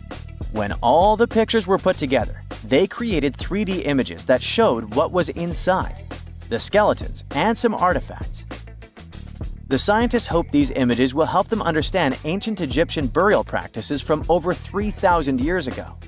Even though the scanning process only took 4 days, it might take 3 years to study all the data. But scientists were able to learn some personal details about the mummies. One of the most popular mummified individuals at the museum, Lady Chineta, was a woman who lived in ancient Egypt about 3,000 years ago. It looks like she passed away in her late 30s or early 40s. To make sure her body looked complete for the afterlife, embalmers put stuffing in her neck to keep it from collapsing. They also placed artificial eyes in her sockets, so she would have eyes in the next world. She was wrapped in fancy linen and placed in a beautifully decorated coffin. The scans revealed that it had been carefully crafted with a slit at the back, which embalmers used to fit the body. There were also some artistic details on the surface, like markings for her knees. It looks like her burial was on the scale of a high-end luxury car. Before we get into the reason why and how there are pyramids all around the world, let's talk about some of the examples. I'll start with the Pyramid of the Sun in Mexico. These folks really knew how to build a city. Their well-planned urban center spanned over 7 square miles and boasted several pyramids. But the Pyramid of the Sun is the most impressive. This giant pyramid was built way back in 100 CE and is one of the biggest structures of its kind in the whole Western Hemisphere. It's so big that it's 216 feet high above the ground. If you ever find yourself in this ancient city, you won't be able to miss the Pyramid of the Sun. It's right there on the east side of the Avenue of the Dead, the city's main north-south street. To build this incredible pyramid, around 1 million cubic yards of material were used, including a special kind of red volcanic rock called hued tizontal. Impressive, huh? We don't know too much about the people who built the Pyramid of the Sun or its purpose. But archaeologists believe there was once a temple on top of it. When explorers went below the pyramid in the 1970s, they found a bunch of cool tunnels and chambers. In 2011, they even found a secret stash of clay pots, obsidian pieces, animal bones, human figurines, and a mask. Who knows what other secrets the pyramid is hiding? If you decide to see this one, you must climb the pyramid using the 248 uneven steps on the west side. Watch your step. Sudan got some pyramids too. Nubian pyramids aren't as big as the ones in Egypt, but they still got around 200 of them. These ancient pyramids have been home to the tombs of the pharaohs of the Meroitic Kingdom for almost 1,000 years, who ruled Egypt from Nubia to the Mediterranean Sea. The pyramids at Meroe were constructed using granite and reddish sandstone. Oh, and did you know that Sudan has more ancient pyramids than Egypt? The Kushite pyramids depict the indigenous architecture and burial traditions of Nubia's Napata and Meroe kingdoms, which ancient Egypt influenced. Meroe, the burial site of over 40 queens and kings, is the most extensive Nubian pyramid site. The tomb walls depict mummified royals bedecked in jewelry, their wooden caskets containing bows, quivers of arrows, and other artifacts pointing to the Meroitic relationship and trade with Egyptian and Greek civilizations. So if you're looking for some ancient tombs to explore, you may consider skipping the crowds in Egypt and heading on down to Sudan. Let's fly to Iraq to see some more pyramids. Ziggurats have fancy receding layers and tiered temples. Instead of a smooth exterior, it has tiers like a cake. Perfect for all the important work and rituals that went on inside. You can find these towering structures scattered throughout Iraq and Iran, and they're a real testament to the power and skills of the people who built them. One of the biggest and most impressive ziggurats is the ziggurat at Ur. It's basically a giant rectangular pyramid that stands a whopping 70 to 100 feet tall, with 3 levels of terraces and a temple on top. Can you imagine how many baked bricks it took to build that thing? Try 720,000 for just the lower portion. This particular ziggurat was built for Sumerian king Ur-Nammu. Similar to other ones, this pyramid has been around for thousands of years, so it got a little rough around the edges. Thankfully, the Babylonian king Nebuchadnezzar II and some archaeologists came to the rescue in the 6th and 20th centuries respectively. And now, you can find this near Talil Air Base. The ziggurat at Ur was built in 2100 BCE by King Ur-Nammu for the moon deity Nana. It was the tallest building in the city, and you could see it from miles around. It was like the medieval cathedral spire of its day. People would come here to bring their agricultural surplus and get their food allotments and seek spiritual nourishment. Sadly, the Nana temple at the top of the ziggurat didn't survive, but we do have some blue glazed bricks that may have been part of its decoration. The lower parts of the ziggurat are pretty amazing though. The architects even included holes in the temple's baked exterior to let the water evaporate from its core. Since we explored some of the pyramids on our planet, let's take a broader perspective. They can be found in many parts of the world. Egypt has over 100 pyramids, double that number in Sudan, and dozens of others are scattered in the Middle East and China. The Americas have the most pyramids in total, with more pyramids than the rest of the world combined. These pyramids are located in Mexico, Guatemala, Honduras, and El Salvador. Time to know more about the evolution of pyramids through history. The oldest pyramid is in Egypt. This pyramid was a step pyramid, which was created by placing one layer of stone on top of another. The pharaoh Sneferu is credited with creating the pyramid shape we recognize today. During his 45-year reign, he built 3 pyramids. His first 2 attempts failed, but he finally got it right with the Red Pyramid, which is considered the first true pyramid. It was Sneferu's son, Khufu, who built the Great Pyramid of Giza, which was the tallest human-made structure on Earth for almost 4,000 years.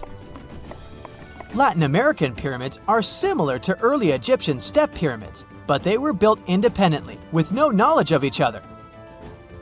The pyramids in Sudan were built around 700 BCE and are tall but much narrower than those in Egypt. How in the world did all these civilizations build these things without even texting each other?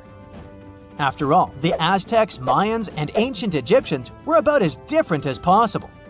But despite their cultural differences, they all seem to agree on one thing. Pyramids were pretty cool.